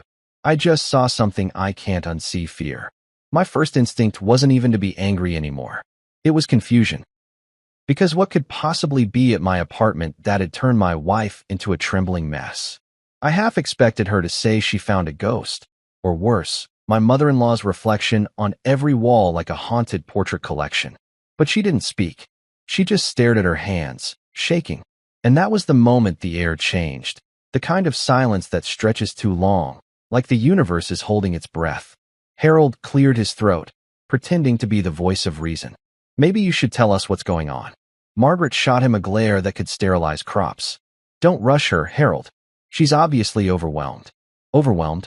Lady, she left a birthday dinner to pull a surprise eviction stunt. I think we passed overwhelmed about 5 exits ago." I tried to keep my voice steady, but my sarcasm slipped out like muscle memory. "So, should I blow out the candles now or wait for the locksmith's report?" Jared choked on his drink. Even the waiter snorted. Margaret, of course, ignored me, too busy dissecting Clara's every micro-expression. Finally, Clara looked at me, really looked at me, for the first time all night. Her lip trembled, and she said softly, "You need to come home." My heart sank. "Why?" I asked, already dreading the answer. "Because," she started, but her voice broke. "There's police tape. Police tape. Around my door." That was not the birthday surprise I signed up for. Margaret gasped, one hand over her chest like she was auditioning for a soap opera. "Police tape? On your door." Her tone made it sound like she'd just discovered I was leading a double life as a drug lord. Harold looked at me suspiciously. Son, is there something we should know? I stared back, incredulous. Yes, Harold, I've been running an underground casino in the pantry. You caught me. The sarcasm flew right over his bald head. Margaret leaned forward, voice low and dramatic. Maybe you should explain yourself, Andrew. Explain what? I said. I didn't put the police tape there. Jared tried to diffuse the tension with a nervous chuckle. Hey, maybe it's a surprise party theme? Crime scene, marriage edition. No one laughed except me, because honestly, if I didn't laugh, I'd start throwing breadsticks. Clara stood up again, grabbing my hand this time. Her fingers were ice cold. We need to go, she said, voice trembling. I looked at the rest of the table. Her parents, their judgmental faces, the awkward waiter still holding a cake with a single candle slowly melting like my patience. Guess the party's over, I muttered. Margaret frowned. We're not done here. You're right, I said. We're just changing venues, to my crime scene. Then I tossed the napkin on the table like it was a resignation letter and followed Clara out, my stomach twisting with a mix of dread and disbelief. The ride home was dead silent. Clara stared out the window, biting her lip. I glanced at her every few seconds, trying to piece it together. You want to tell me what you saw? I finally asked. She just shook her head. You'll see. Which, by the way, is the least comforting answer you can give someone whose apartment has been wrapped like a present from Law and Order. When we pulled up, the red and blue lights from patrol cars were flashing against the night sky, painting everything in guilt and confusion. 2 officers were standing by the tape, talking into radios. I felt my heart drop into my shoes. And that's when it hit me, the absurdity of it all. I'd started the night eating overpriced pasta under twinkling lights, and now I was ending it staring at my own apartment door, surrounded by cops. Margaret's birthday ambush wasn't just a family stunt anymore. It had somehow snowballed into a full-blown mystery. I didn't know what waited behind that yellow tape, but I knew one thing for sure. Whatever it was, this was no longer just about a ruined birthday. This was personal. And I could practically hear the universe laughing in the background, whispering, "Happy birthday, champ. Hope you like chaos." Silence. Thick, heavy, awkward silence.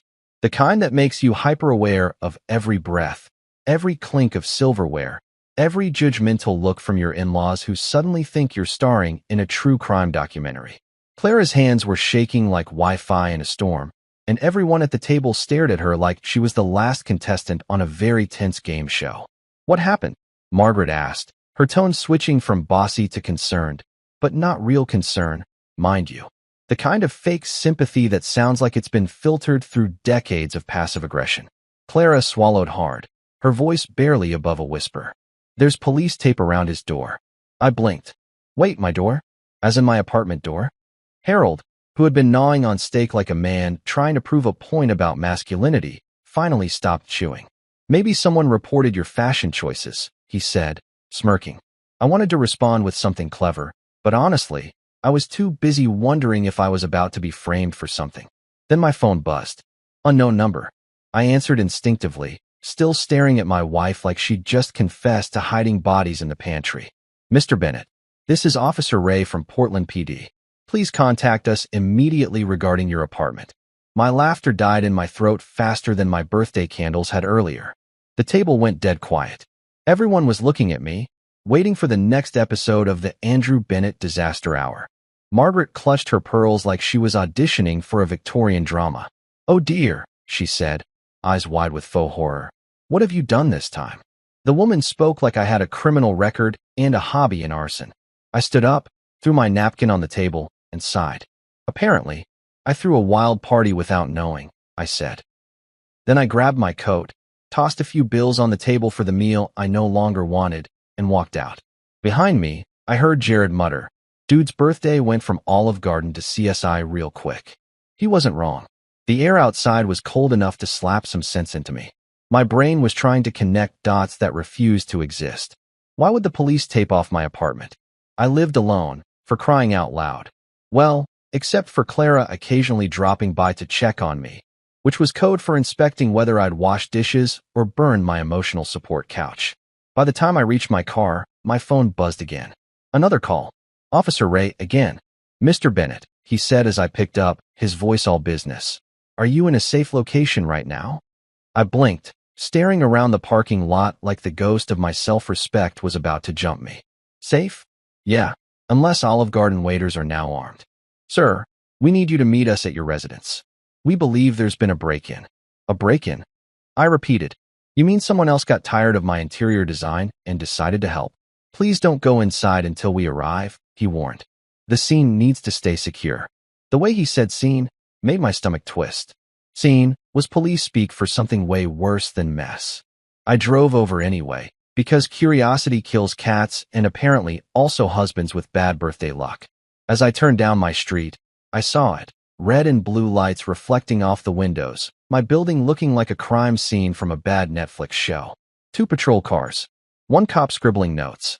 1 yellow tape stretched across my doorway, fluttering like it was mocking me. My stomach dropped. It's one thing to have your wife change your locks, but it's another to have the police do it for you. Officer Ray approached. Tall guy, late 30s, serious face, but not unfriendly. Mr. Bennett? He asked, and I could tell he already knew it was me. The expression of someone about to deliver bad news to a man who clearly hadn't had a good day since 2008. Depends who's asking, I said automatically. If you're selling extended car warranties, no. He cracked a small smile. No, sir. We received a report of a break-in. Door forced open. Nothing stolen. I frowned.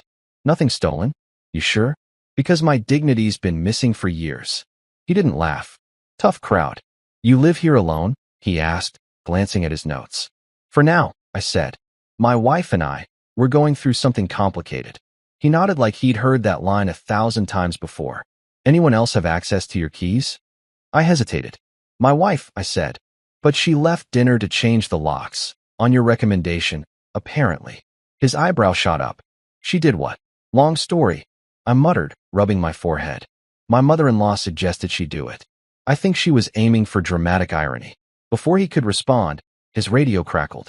Static, then a voice. We've got a match on the fingerprints inside. Officer Ray's expression shifted immediately. Serious, then confused, then something close to surprise. He turned to me. You might want to sit down for this. My pulse spiked. Why? Is it my mother-in-law? Because honestly, that'd make perfect sense. No, he said slowly, glancing back at the building. The prints don't belong to you or your wife. Then whose are they? Santa Claus? I asked. He gave me a look like I wasn't helping. A man named Patrick Hale. That name mean anything to you? I blinked. Patrick Hale? Patrick, then it clicked. Wait. You mean the landlord's nephew? The shirtless handyman who shows up uninvited to check the wiring? That Patrick. He nodded. That's the one. I groaned. Oh, for crying out loud. The guy once told me he could fix my sink with a spoon and optimism. Well, Ray said, he broke in using a copied key. He's under investigation for several similar cases. You might want to check if anything's missing. I followed him inside, my nerves buzzing like bad static. My apartment looked the same at first glance. Same couch, same half-dead plant, same empty pizza box I'd been meaning to throw out. But something felt off. The air was wrong, heavy, stale. Then I noticed it.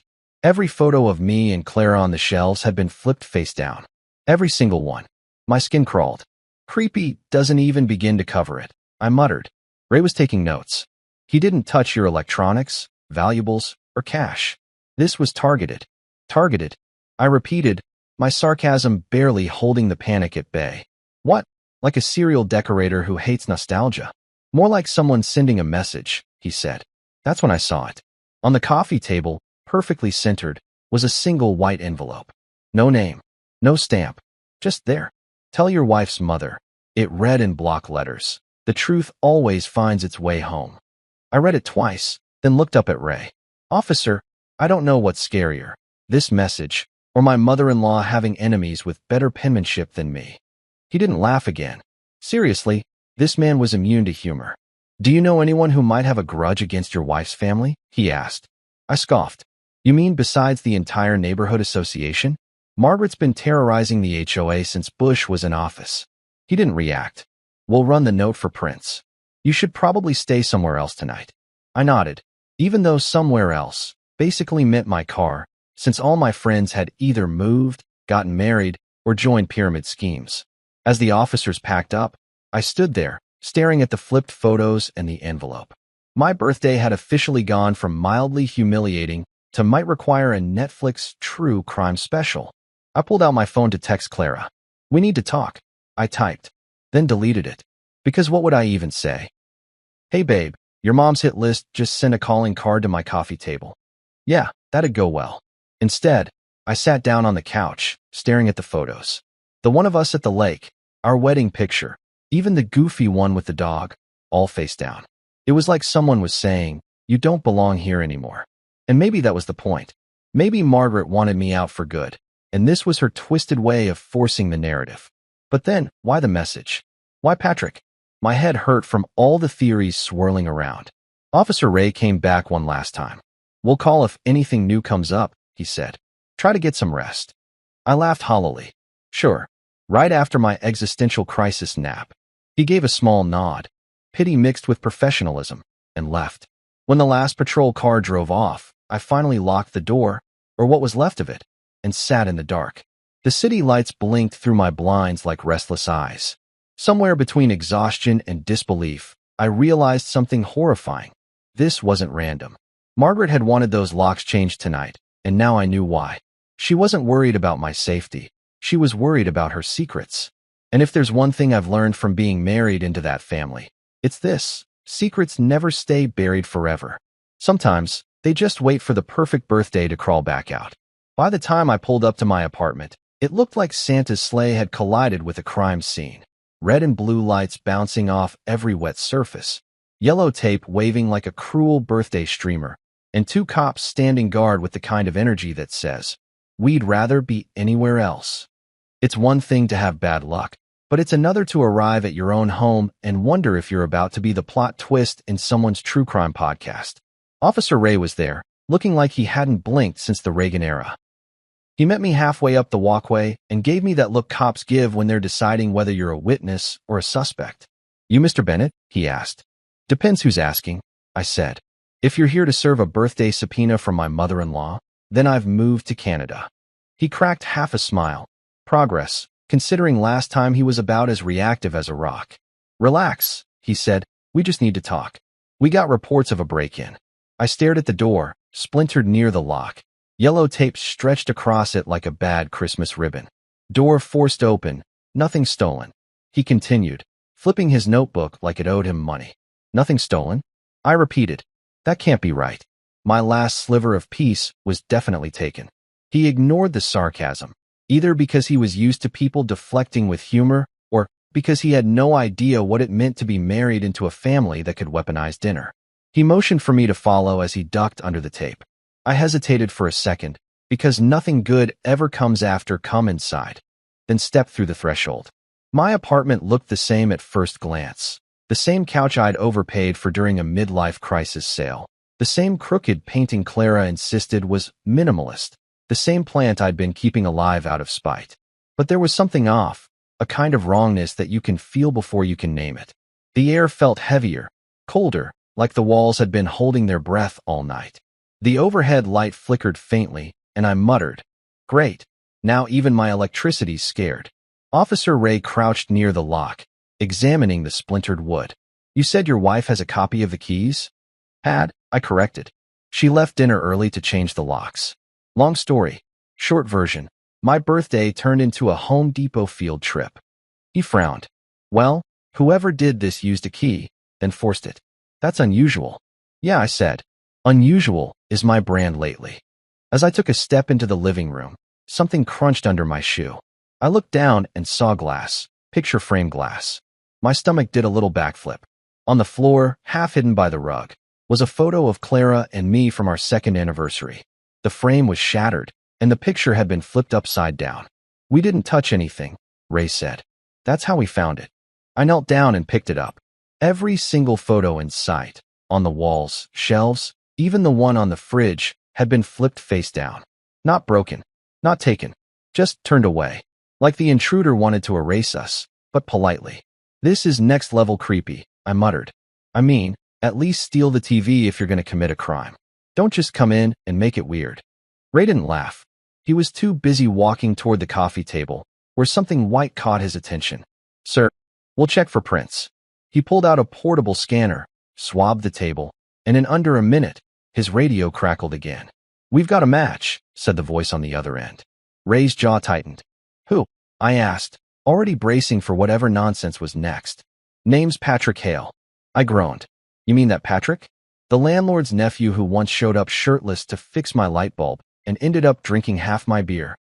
Ray nodded. "He's been a suspect in multiple break-ins. Copies keys, goes through people's stuff, sometimes leaves messages." "Messages?" I said. "Like what?" "Hey, nice furniture. Too bad you have trust issues." Ray ignored that, scanning the room again. "The thing is, this doesn't look random. Whoever he's working for, or with, knew what they wanted." "Which was?" I asked. "No idea yet. But whoever it is, they wanted to scare you." I laughed, but it came out hollow. Mission accomplished. As the officers worked, I wandered into the bedroom, careful not to touch anything.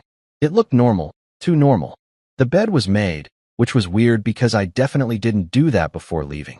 The closet doors were open, and a faint smell of lavender hung in the air, like someone had just been there. I froze when I saw the small jewelry box on Clara's side of the dresser. It was open, empty. My chest tightened. "Hey, Officer Ray," I called. He came in. "What's up?" "My wife's jewelry box. It's empty. But you said nothing was stolen." He looked inside, puzzled.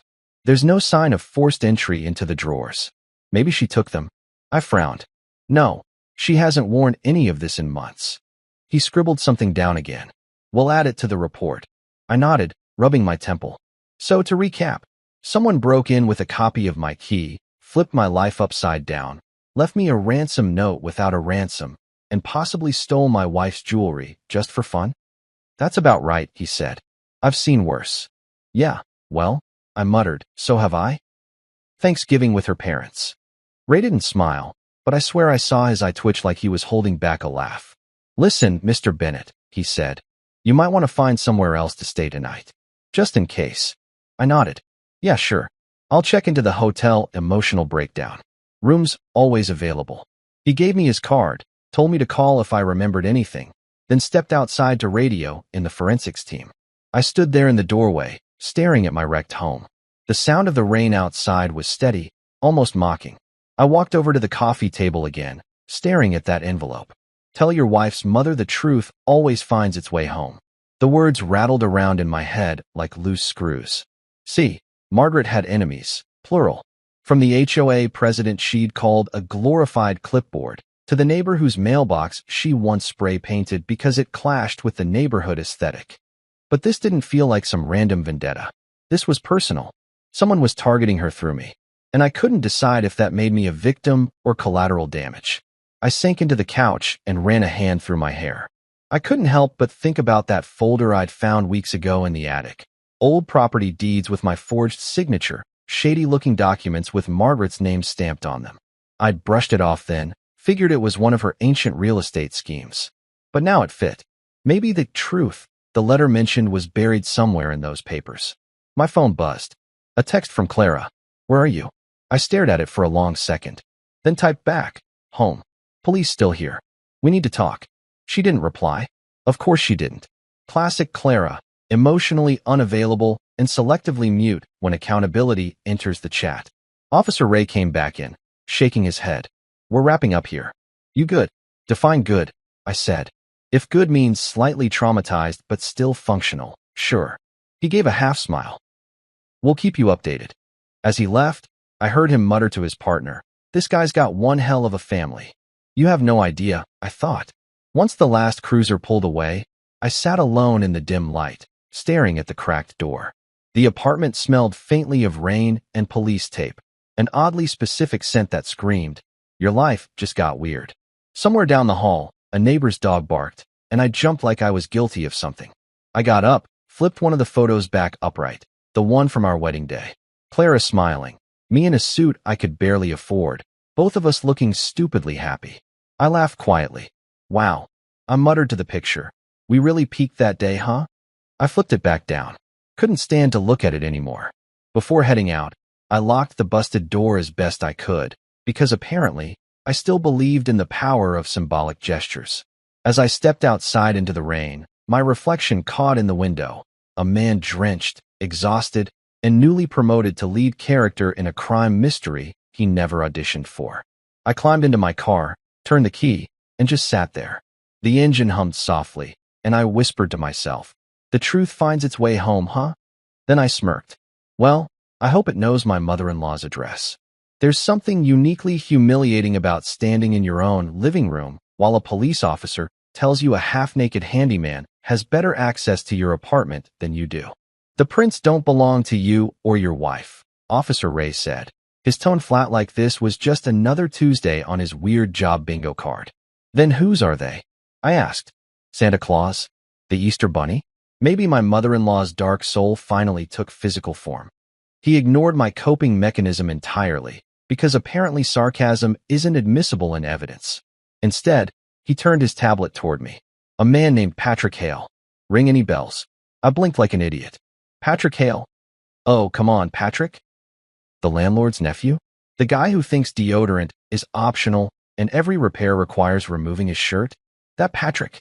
Ray nodded grimly, like this was breaking national security news. "He broke in using a copy key. We believe he's connected to multiple break-ins across the district." I groaned, rubbing my temples. "You're telling me that the guy who once fixed my faucet with duct tape is suddenly Jason Bourne? Great. My life officially qualifies as slapstick crime." We stepped inside again so Ray could take a closer look at the mess, or lack thereof. Nothing stolen, no forced drawers, no cash missing. My laptop was still there, though I was half hoping someone had done me the favor of stealing my work emails. But one detail made my skin crawl. Every single framed photo of me and Clara was flipped face down. Not just random ones. The wedding picture, the vacation selfie, the Christmas shot where I was wearing reindeer antlers and a 1,000-yard stare, all turned down. "Looks like he's got a flair for the dramatic," Ray said, scanning the room. "Yeah," I said. "Nothing screams, I've lost control of my life, like a man who gets haunted by his own wedding photo." The air was heavy, and the silence louder than a marching band. Then I noticed it. An envelope on the coffee table, like something straight out of a thriller movie, neatly placed, not tossed. Ray pulled on a fresh glove and handed it to me once he'd checked it for prints. I hesitated before opening it, because, well, the last time I opened something unexpected, it was a routine paper that turned out to transfer my assets to my wife's mom. But curiosity wins every time. Inside was a single piece of paper, in bold black ink, perfectly written. "Tell your wife's mother the truth always finds its way home." I read it twice, then said, "Officer, I don't know what's scarier, this message or the fact that my mother-in-law's now the main character of someone else's vendetta." Ray frowned, studying the note. "You're saying someone could be targeting her?" "Oh, I'm not saying it. I'm celebrating it," I replied. "But yeah, if someone's out there trying to rattle Margaret Bennett, then I'd like to buy that man a drink." He gave me the "you're not helping" face, so I toned it down. "Look, officer, you don't understand. Margaret's the kind of woman who calls 911 if someone parks slightly crooked near her mailbox. She's made enemies in every zip code she's lived in. This could be anyone. Still," he said, "if your wife's mother is involved, this isn't just random. Do you think she could have hired this man for something?" I laughed, a sound that came out somewhere between disbelief and a cry for help. "You mean besides emotional terrorism?" "Possibly. The woman treats manipulation like CrossFit. She does it daily and brags about it afterward." Ray started scanning the edges of the note under a small light, his face serious. "We'll run it for prints," he said. "But if you're right and she's connected, this could go deeper than a break-in." That made me pause. "Deeper how?" "Financial crimes, fraud, intimidation," he said. "People don't just break into flip photos and leave cryptic notes. That's not theft. That's a message." I swallowed, my mind racing. Suddenly, the weird folder I'd found in the attic weeks ago came back to me. The one with old property deeds, forged signatures, and documents that looked like a mix between monopoly money and felony paperwork. I hadn't thought much of it at the time, but now it felt like a breadcrumb trail. "You okay?" Ray asked, noticing my face go pale. "Yeah," I said, just realizing my birthday might have come with bonus federal charges. We moved through the apartment together, checking each room. The bathroom? Untouched, except for a single towel moved from the rack to the floor, like Patrick had dried his moral compass with it. The kitchen? Same as before, except the fridge door was slightly ajar. He opened your fridge? Ray asked, scribbling. Guess he got hungry after violating my privacy, I muttered. Maybe he's looking for leftover dignity. Ray opened a cabinet, frowned, and pointed. Sir, is this yours? I turned, and there it was. A small black flash drive tucked behind the coffee mugs. I blinked. Nope, that's new. My last data storage device was a drawer full of regret. Ray bagged it. We'll check it at the station. Could be related to your landlord's nephew or whoever's pulling his strings. My chest tightened. Wait, you think this was orchestrated? Not random. No one breaks into the same man's apartment on his birthday, leaves a note referencing his mother-in-law, and plants a drive unless they've got an agenda, Ray said. Happy birthday, huh? He wasn't wrong. If the universe had a sense of humor, this was it. I leaned against the counter, staring at the half-empty bottle of wine Clara, and I had opened last month when things still pretended to be normal. I could almost hear her voice, sweet, distracted, full of that calm entitlement. You always overreact, Drew. Yeah, well, tell that to the police tape. Ray's phone buzzed, and he stepped aside to take the call. I caught words like confirmation, financial link, and suspicious transfer. When he hung up, his face looked more interested than before. You said your mother-in-law's name is Margaret, right? I groaned. Don't tell me she's been promoted from annoying to criminal. He ignored that. Our system shows a payment from an account under that name to Patrick Hale, labeled as maintenance work. I laughed so hard it came out half-choked. Maintenance? Yeah, that's her favorite word for ruining people's lives. I knew it. I knew she was behind this circus. Ray frowned. This could put her in serious trouble. Officer, I said, I've been waiting my whole marriage to hear that sentence. He didn't laugh. Again, seriously, this man was allergic to joy, but he did start typing rapidly. We'll need to question her, he said. Think she'll cooperate. Cooperate. She still thinks the moon landing was a tax scam. You'll need a priest, not a warrant. Still, something about this new discovery twisted my gut. If Margaret was paying off a known burglar, it wasn't for fun. She was hiding something, and that something might involve me. Listen, Ray said, packing his things. If you find any paperwork, documents, or correspondence that connects back to her, call me immediately. Oh, don't worry, I said. I plan on printing her crimes on a t-shirt. He gave me one last nod, then headed for the door. The second he left, the silence hit me again. The kind that fills every corner and makes you question your life choices. I sank into the couch, head spinning. My mother-in-law had officially gone from passive-aggressive to felony-aggressive. I thought back to that birthday dinner, her smug smile, the whisper that started all of this. She'd told Clara to change the locks not because she cared about safety, but because she wanted something in here gone. Something incriminating. Something like that flash drive. I stared at the sealed evidence bag Ray had taken it in. What if it wasn't meant for him to find? What if it was bait? My curiosity and my stupidity started arm wrestling, and curiosity won. I reached for my laptop. It wasn't like I could make things worse. Famous last words. I popped the flash drive in, half expecting it to explode, but instead, a single folder appeared. MB_projects. I clicked it. Dozens of scanned documents filled the screen. Bank transfers, property deeds, contracts, all with Margaret's signature and someone else's name typed above mine. My name, on fake signatures. My blood ran cold. This wasn't random at all. She'd been using my name to funnel money through her fake companies. The maintenance payment to Patrick wasn't maintenance. It was cleanup. He'd been sent to destroy this drive. I yanked it out, heart pounding, and threw it onto the table. Oh, Margaret, I muttered. You've really outdone yourself. My phone buzzed again. Clara. I picked up, my voice colder than I intended. What do you know about Patrick Hale? Silence. Then, why are you asking? Because your mom's payroll just got a lot more interesting, I said. She stammered. Drew, whatever you think, save it. I cut in. You left dinner to change the locks, remember? Funny how that turned into an evidence cleanup mission. She tried to speak again, but I hung up. I was done being the clueless husband in their family soap opera.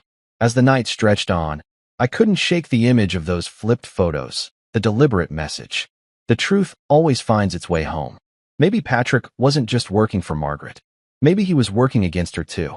Whatever it was, the truth was knocking, and this time, I was done ignoring the door. The next morning started like any good sequel. Me, half awake, clutching a mug of coffee like it owed me rent, staring at the busted lock on my apartment door, wondering when my life turned into a crime drama rerun. My phone buzzed before I could even take a sip. It was Officer Ray, which, let's be honest, isn't the name you want lighting up your screen at 8 a.m., Mr. Bennett, he said, voice serious enough to make my caffeine retreat. We traced a payment to Patrick Hale. Oh good, I said. Does he take returns? The payment came from an account under your mother-in-law's name, Ray continued. I froze mid-sip. Come again. Margaret Whitmore Bennett. The transaction memo reads, maintenance work. I laughed, the kind of laugh that sounds like it's holding hands with a breakdown. Of course she called it that. Maintenance work is her favorite euphemism for emotional sabotage. Ray ignored my commentary. We're pulling financial records now, but this ties her directly to the break-in. I leaned against the counter, staring at the faint fingerprint powder smudges still coating the doorknob. You're telling me my mother-in-law hired a shirtless handyman to break into my house? Looks that way, he said. Mr. Bennett, I need you to be honest. Does she have any reason to hide something in your apartment? Oh, buddy, did she ever? A week ago, I'd stumbled on an old folder while searching for my tax documents. Dusty, unlabeled, and tucked behind boxes labeled Christmas stuff and Clara's college trophies, the ones she didn't actually win. Inside were photocopies of property deeds, bank statements, and contracts, all featuring my name, but signatures that looked like they were written by a caffeinated raccoon. Margaret's signature appeared beside mine on almost every page. At the time, I figured she was doing her usual real estate witchcraft, buying land to flip for profit while using her family as unpaid co-signers. But now, standing in a crime scene that used to be my home, it made sense. She wasn't buying property. She was laundering money. Mr. Bennett? Ray's voice snapped me back. Yeah, sorry, I said. She might have used my name on some documents. I didn't think it was a big deal at the time. He sighed. People never do. After he hung up, I sat down at my kitchen table and opened my laptop, pulling up my bank account. I scrolled through the transactions until I found it. 2 withdrawals last month labeled Bennett Holdings.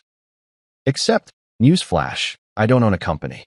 My financial empire begins and ends with a Costco membership. Then came the part that made my stomach drop. A deposit from an account with her name on it for $50,000, followed by an automatic transfer out 2 hours later. That wasn't generosity. That was money laundering 101.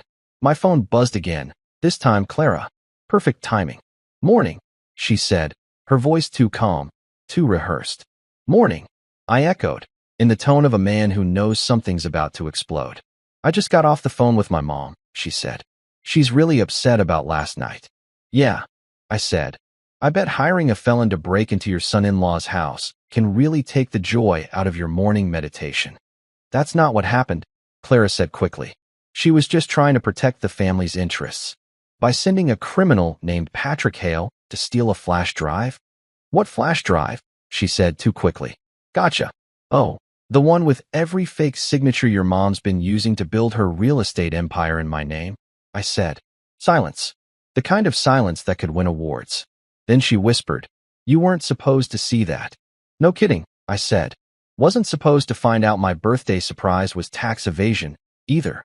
It's not what you think, she said, which is exactly what people say right before it turns out to be exactly what you think.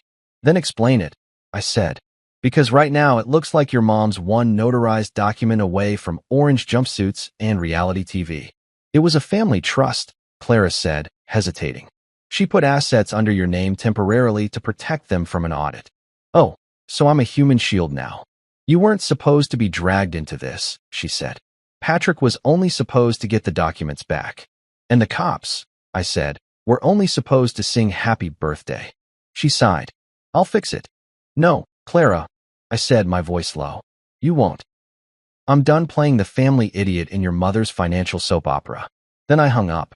I spent the next hour sifting through files on my laptop, digging deeper. The deeper I went, the uglier it got. Offshore accounts, fake shell corporations, Bennett Investments, Whitmore Estates, even one hilariously called Sunshine Consulting LLC. All funneled through my social security number. Margaret wasn't just shady. She was practically a solar eclipse. Each transaction was labeled with vague memos. Consulting fee, legal retainer, charitable donation. The woman had built an entire fake economy on her laptop while lecturing me at dinner about fiscal responsibility. I printed everything I found, the papers stacking up like the world's angriest birthday cake. Every page screamed one thing. I was the patsy in her financial circus. Around noon, Officer Ray called again. "We pulled Hale's phone records," he said. "He got 3 calls the night of your break-in, all from your mother-in-law's number. Please tell me she at least used a burner phone," I said. "She didn't," Ray said. "She called from her landline." "Of course she did," I muttered. "Margaret doesn't do subtlety. She once forged a church donation receipt and handed it to the pastor." "Mr. Bennett," Ray said, "you might want to come down to the station. If this goes to court, you're going to need to make a statement." "I'll be there," I said, then paused. "Officer, just for my own sanity, am I under investigation?" "No," he said. "You're technically the victim." "Technically? Well, you were listed as a co-signer on multiple fraudulent documents, so—" "Got it," I said. "Victim adjacent." I hung up and stared at the growing pile of papers on my table. My head was spinning, but one thought kept echoing. Margaret had planned this. She knew exactly what she was doing. If those files had been destroyed by Patrick, the paper trail would have ended, and I would have been left holding the bag when the feds came knocking. She wasn't just greedy, she was strategic. And maybe, just maybe, it was time to stop playing defense. That's when my phone buzzed again. Jared this time, my best friend, the kind of guy who treats drama like it's free entertainment. "Dude," he said, "I just saw your mother-in-law on the news. Isn't she the one who owns Whitmore Estates?" "Owned," I corrected. Past tense. Because Channel 9 just said her company's under federal audit. I grinned so wide it could have cracked glass. "Oh, karma works fast these days. You okay?" Jared asked. "Nope," I said. "But at least now I'm entertained." I spent the rest of the afternoon organizing the documents into neat little piles, labeled with sticky notes like evidence, fraud, and stuff that'll make Margaret cry. I made copies of everything and slipped them into an envelope. Then I looked around my apartment. The flipped photos, the fingerprint powder, the faint outline of police tape still on the floor, and realized something poetic. Margaret had tried to erase me from my own life, and all she did was highlight her own fingerprints instead. The woman spent decades playing puppet master, but this time, the strings were snapping. As the sun dipped low, painting the walls in orange light, I sat back with my coffee and whispered, "Happy belated birthday to me." The universe didn't clap, but it didn't laugh either, and honestly, that was progress. My mother-in-law had built her little empire on lies and manipulation, and now it was my turn to light the fuse on her masterpiece. The money trail wasn't just a path. It was a noose, and she'd tied the knot herself. I packed the folder, sealed the envelope, and scrawled Financial Crimes Division, Evidence on the front. As I did, I imagined Margaret's face when she found out her maintenance project had turned into a federal headline. She'd probably clutch her pearls, pour herself a glass of imported guilt, and say, "Well, this is all such a misunderstanding." Sure, Margaret. The same way a tornado is a breeze. That night, as I slid the envelope into my bag and headed toward the station, I realized something. I wasn't just surviving anymore. I was playing offense. For years, Margaret's family treated me like the disposable background character in their rich people drama. But now, I had the script. And this time, I was the one writing the ending. If Hell hosted family dinners, this would be the pilot episode. I'd invited Clara and her mother over for what I called a civil discussion, but what, in truth, was a trap dressed in table linens. I texted them both that morning, short, polite, lethal. Dinner at my place. No surprises, no locksmiths. Clara responded with a cautious, sure. Margaret, of course, didn't respond at all. She preferred her silence loud. I spent the day preparing, lighting candles, cleaning up the fingerprint powder left by the cops, setting out real plates instead of the emergency paper ones I'd been using since the break-in. If I was going to confront the woman who'd orchestrated the financial downfall of our family like it was an afternoon Pilates class, I was at least going to do it over pasta. The doorbell rang at 6 sharp, which meant Margaret had been waiting in her car for 5 minutes, so she could pretend she was punctual. She walked in first, wearing pearls big enough to double as flotation devices, followed by Clara, whose face looked like she'd just been told she was starring in a horror movie and hadn't read the script yet. Margaret sniffed, her gaze sweeping across my apartment like a customs agent inspecting illegal goods.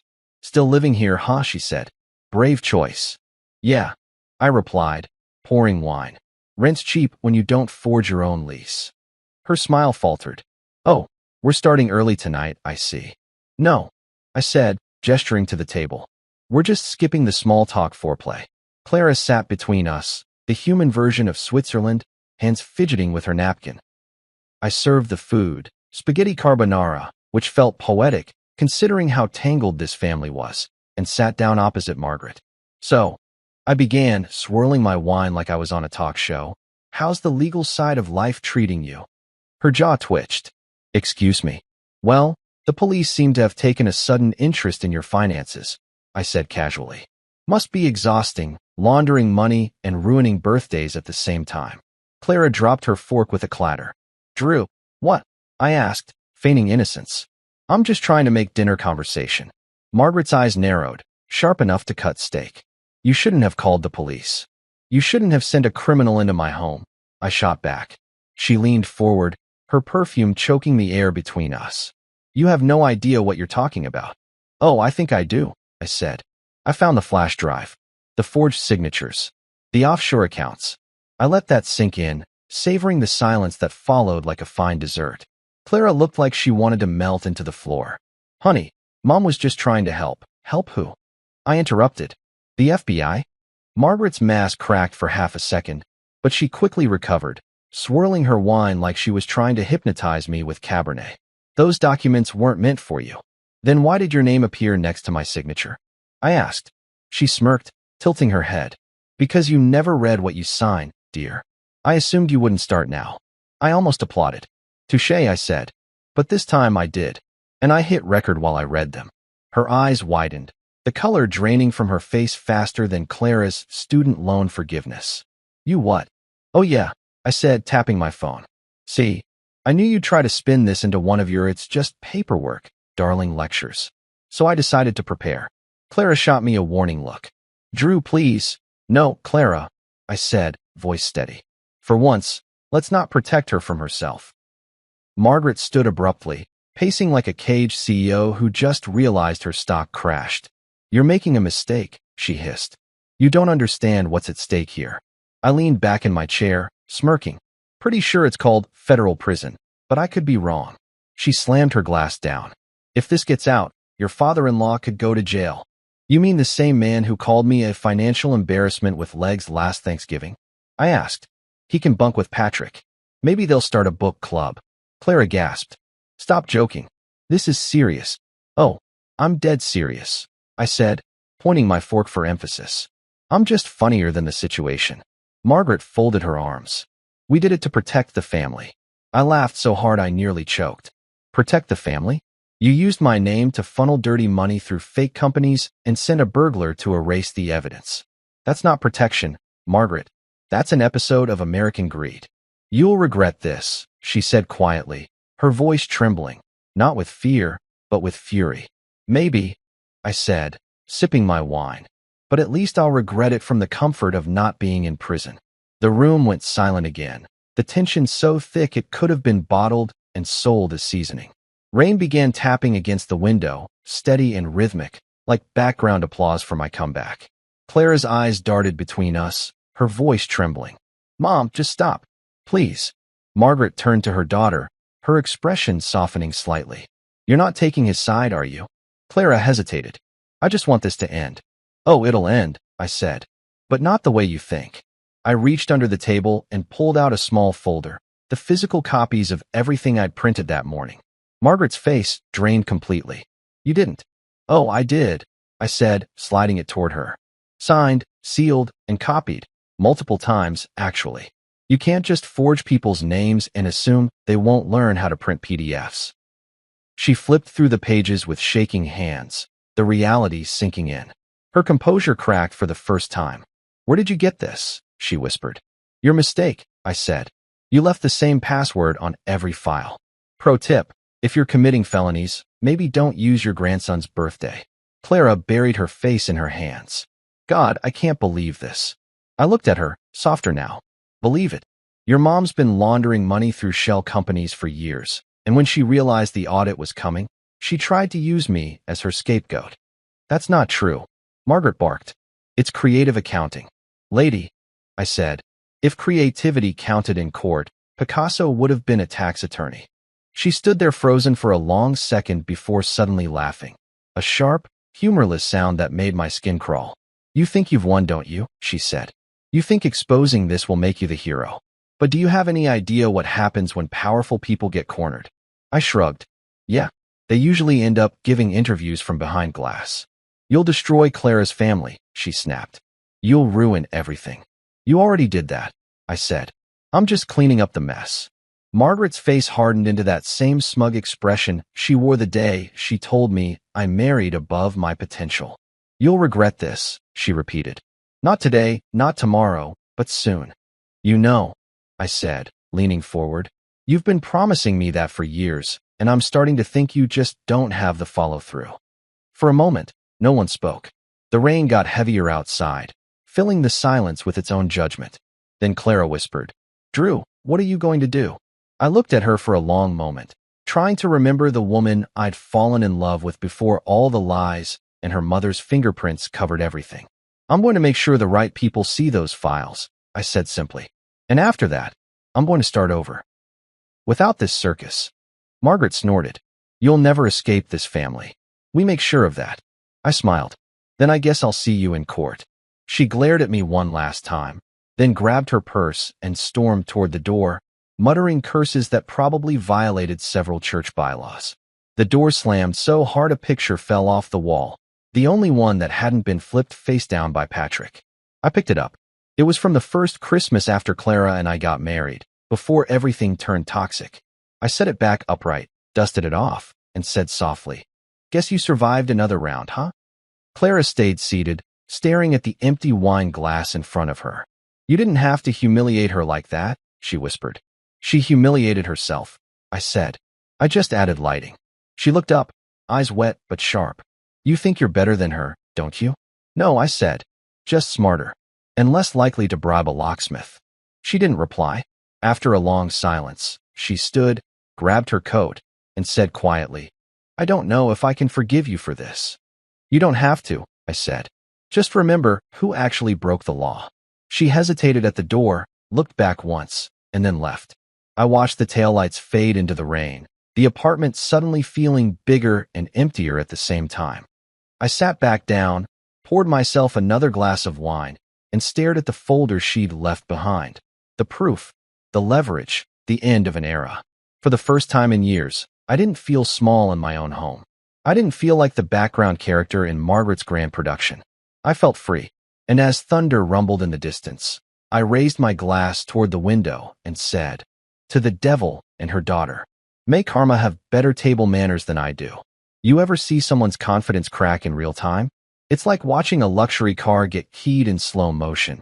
You know it's wrong to enjoy it, but damn, it's satisfying. That's exactly what it felt like looking at Margaret pacing across my living room like an executive who'd just realized her stock portfolio was built on monopoly money. She wasn't the unshakable queen anymore. She was a cornered chess piece realizing checkmate was seconds away. If this gets out, she hissed, your father-in-law could go to jail. I leaned back in my chair, arms crossed, because if there was one thing I'd learned from years of surviving her holiday dinners, it was how to savor dramatic irony. You mean Harold? I asked, tilting my head. The same man who once called me a financial embarrassment with legs? Let him bunk with Patrick. I'll send him a toothbrush. Clara gasped like I'd just insulted a saint. Stop joking. This is serious. Oh, I'm dead serious, I said. I'm just funnier than the situation. Margaret glared at me like she was calculating how many minutes it would take to bury me behind a country club. We did it to protect the family, she snapped. No, you did it to protect your reputation, I said, smiling. There's a difference. One's selfless, the other's your brand. She pointed a trembling finger at me. You'll regret this. Maybe, I said, but I'll regret it from the comfort of not being in prison. For once, she didn't have a comeback. It was like I'd unplugged her from her own drama generator. She turned toward the window, the sound of rain filling the silence like background applause for my best performance yet. Clara's eyes darted between us, her voice soft and pleading. Can we just stop this before it gets worse? I looked at her, exasperated. Clara, this got worse the moment your mom decided my signature was a community project. She flinched, and I instantly felt the old reflex kick in, the one where I used to soften whenever she looked hurt. But not this time. You stood by her, Clara, I said quietly. You knew something wasn't right. I didn't know it was this bad, she said. I thought she was helping Dad with the taxes. I laughed, shaking my head. Yeah, and I thought marriage meant mutual trust. Turns out we both misread the fine print. Margaret spun around, voice sharp again. You think you're clever, don't you? Oh, absolutely, I said. But not as clever as you thought you were when you sent a criminal into my home. She blinked, caught off guard. You have no proof of that. I have payment receipts, I said, grinning. You labeled the transaction maintenance work, which, honestly, is the funniest part. What were you maintaining? The illusion. She opened her mouth, but nothing came out. Clara looked at me, desperate. Can we please not do this here? Where else? I asked. The truth deserves good lighting. Margaret finally snapped. You don't understand what it takes to keep a family together, she shouted, her voice echoing through the apartment. The things I've done, the choices I've made, they were for all of us. I clapped slowly, because sarcasm is my love language. Oh, sure, nothing says family first like identity theft and offshore accounts. You're insufferable, she spat. And you're indicted, I said. So I guess we're even. Clara slammed her hands on the table. Enough. Both of you. The sound startled us all. Even the storm outside seemed to pause. She took a shaky breath. This isn't helping anyone. I stood, pushing my chair back. Oh, I disagree. This is helping me remember why I stopped letting your mother talk me into anything. Every conversation with her ends with me paying for someone else's sins. Margaret's tone shifted, softer, almost human. Andrew, she said, stepping closer. You could make this all go away. Just say those documents were a mistake. You signed them without realizing. You'll be fine, and so will we. I laughed, but there was no humor in it. You mean lie under oath so you can keep brunching with the country club crowd? You owe this family something, she said. We took you in. You mean you tolerated me until I paid off Clara's student loans? I snapped. Don't rewrite history. Her face twisted. Without us, you'd be nothing. I smiled. And yet, without me, you'd be in handcuffs right now. Funny how karma does math. Clara sank back into her seat, silent tears sliding down her face. I should have felt bad, but all I felt was tired. Tired of the lies, the manipulation, the constant rewriting of truth to fit Margaret's narrative. You built this house of cards, I said quietly. Now you're mad I brought a fan. Margaret's hands trembled, but she tried one last time to play the sympathy card. Think about your wife. Think about what this will do to her. Funny, I said. You never thought about what your schemes did to me. You're not innocent, she barked. You benefited from everything I did. Yeah, I said, like getting interrogated by cops and having my name tied to fraud. Real perks. For a moment, her mask slipped again. I could see the exhaustion behind her eyes, the realization that she'd finally lost control. If you turn this in, she said quietly, we'll lose everything. I looked her dead in the eye. Maybe it's time you learn what it feels like to start over. The words hung in the air, heavy, final. She stared at me, breathing hard, then slowly sank into a chair like a balloon losing air. For the first time, she looked small.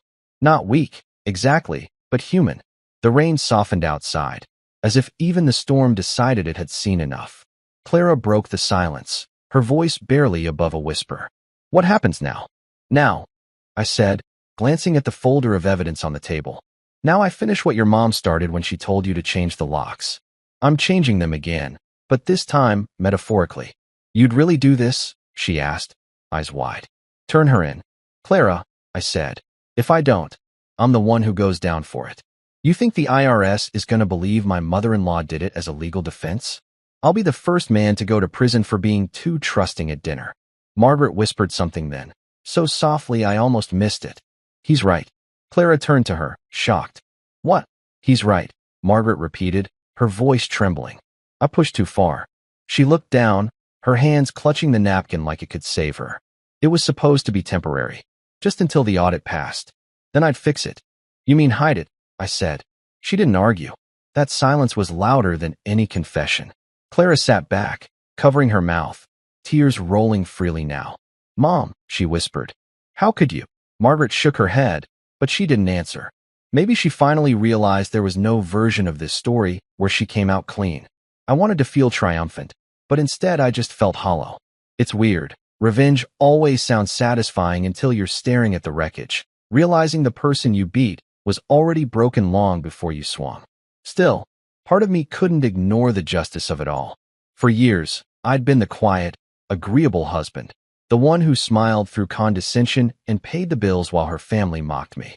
Now, they were the punchline. I didn't need to shout or gloat. The truth was doing the work for me. Margaret finally looked up. "If you turn me in," she said, "you destroy Clara too. The press won't care who signed what. They'll drag the whole family." I sighed. "You should have thought of that before you turned me into your personal money mule." I walked to the window, staring out at the rain-streaked city.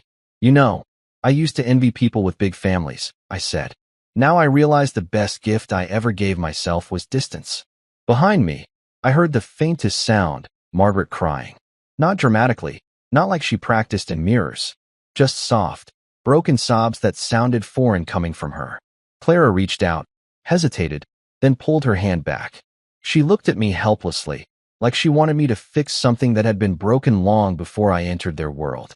"I don't know what to do," she whispered. "You don't have to," I said, turning back to them. "The law will." Margaret wiped her eyes, regaining some of her usual steel. "You're enjoying this," she accused. "No," I said. "I'm surviving it." She scoffed, but her voice was weaker now. "You think they'll thank you? You think anyone cares that you were the victim?" "No," I said, grabbing my coat. "But I'll sleep better knowing I stopped you from dragging me down with you." As I headed for the door, Clara's voice followed me. "Where are you going?" "To finish the story," I said. "You and your mom have been the authors long enough." I paused at the doorway, looked back at both of them. Clara pale and shaking, Margaret hunched and quiet, and felt something I didn't expect. Not hate, not even pity, just closure. "You two take care," I said softly. "You'll need each other more than ever now." I stepped outside, the rain washing over me like punctuation. Behind me, I could still hear Margaret's voice, faint and bitter, saying something to Clara I couldn't make out. But it didn't matter. The cracks in their story had become craters, and this time, I wasn't the one falling through. The next morning started the way all great revenge days do. With coffee, adrenaline, and the sweet sound of my phone buzzing like karma finally clocked in for work. Officer Ray met me in the lobby of the Financial Crimes Division, holding a folder so thick it could have doubled as a Bible for the morally bankrupt. "You really doing this?" he asked, leading me past rows of cubicles where exhausted detectives looked like caffeine-powered ghosts. "I'm a married man who got his locks changed as a birthday gift," I said. "I've got nothing left to lose." He smirked, probably against department policy.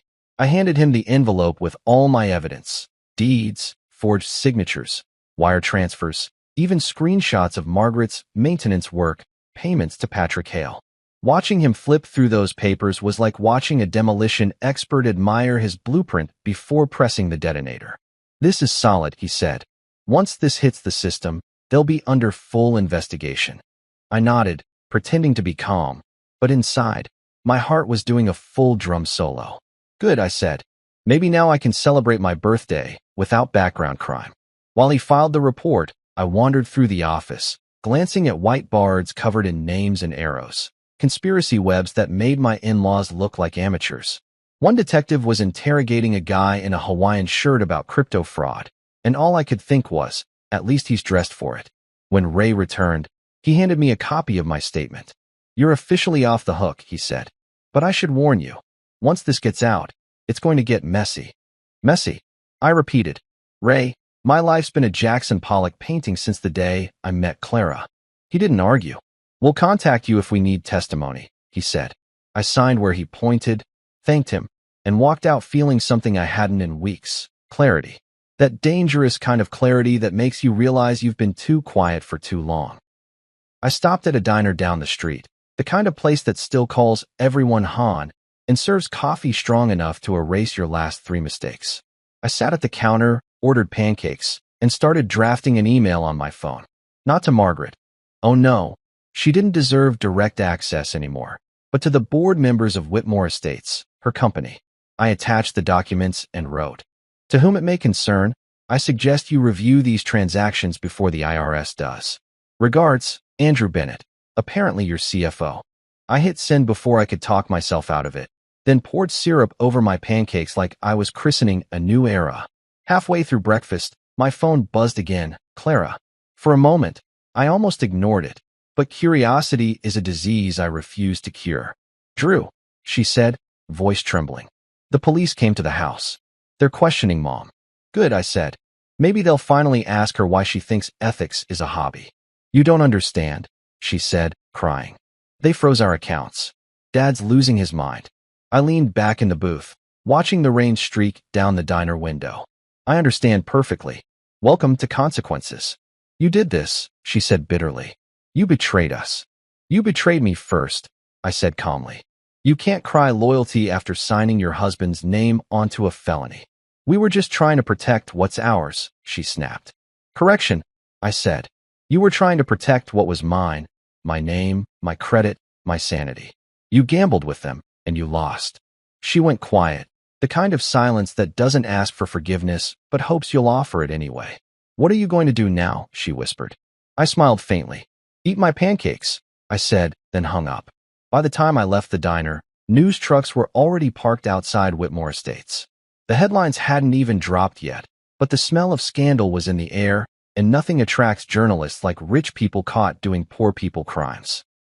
I watched one reporter practicing her live stand-up, saying something about alleged fraud and family entanglements, and I thought, damn, they work fast. I got in my car and drove to pick up my nephew Jamie from school, because after a morning of corporate betrayal, a 6-year-old with sticky hands and dinosaur facts was exactly the therapy I needed. "Uncle Drew," he shouted, running up with his backpack bouncing. "Mom said you were on the news." "Yep," I said, buckling him in. "But only the good kind this time." He grinned. "Did you win?" I paused for a second, then smiled. "Let's just say the bad guys are finally doing their own paperwork." We drove past the Whitmore Estate mansion, which now had police cruisers parked out front like unwanted party guests. For the first time in years, that house looked small, powerless. Margaret's empire, built on lies, manipulation, and other people's patience, was finally collapsing, and I didn't feel sorry for her.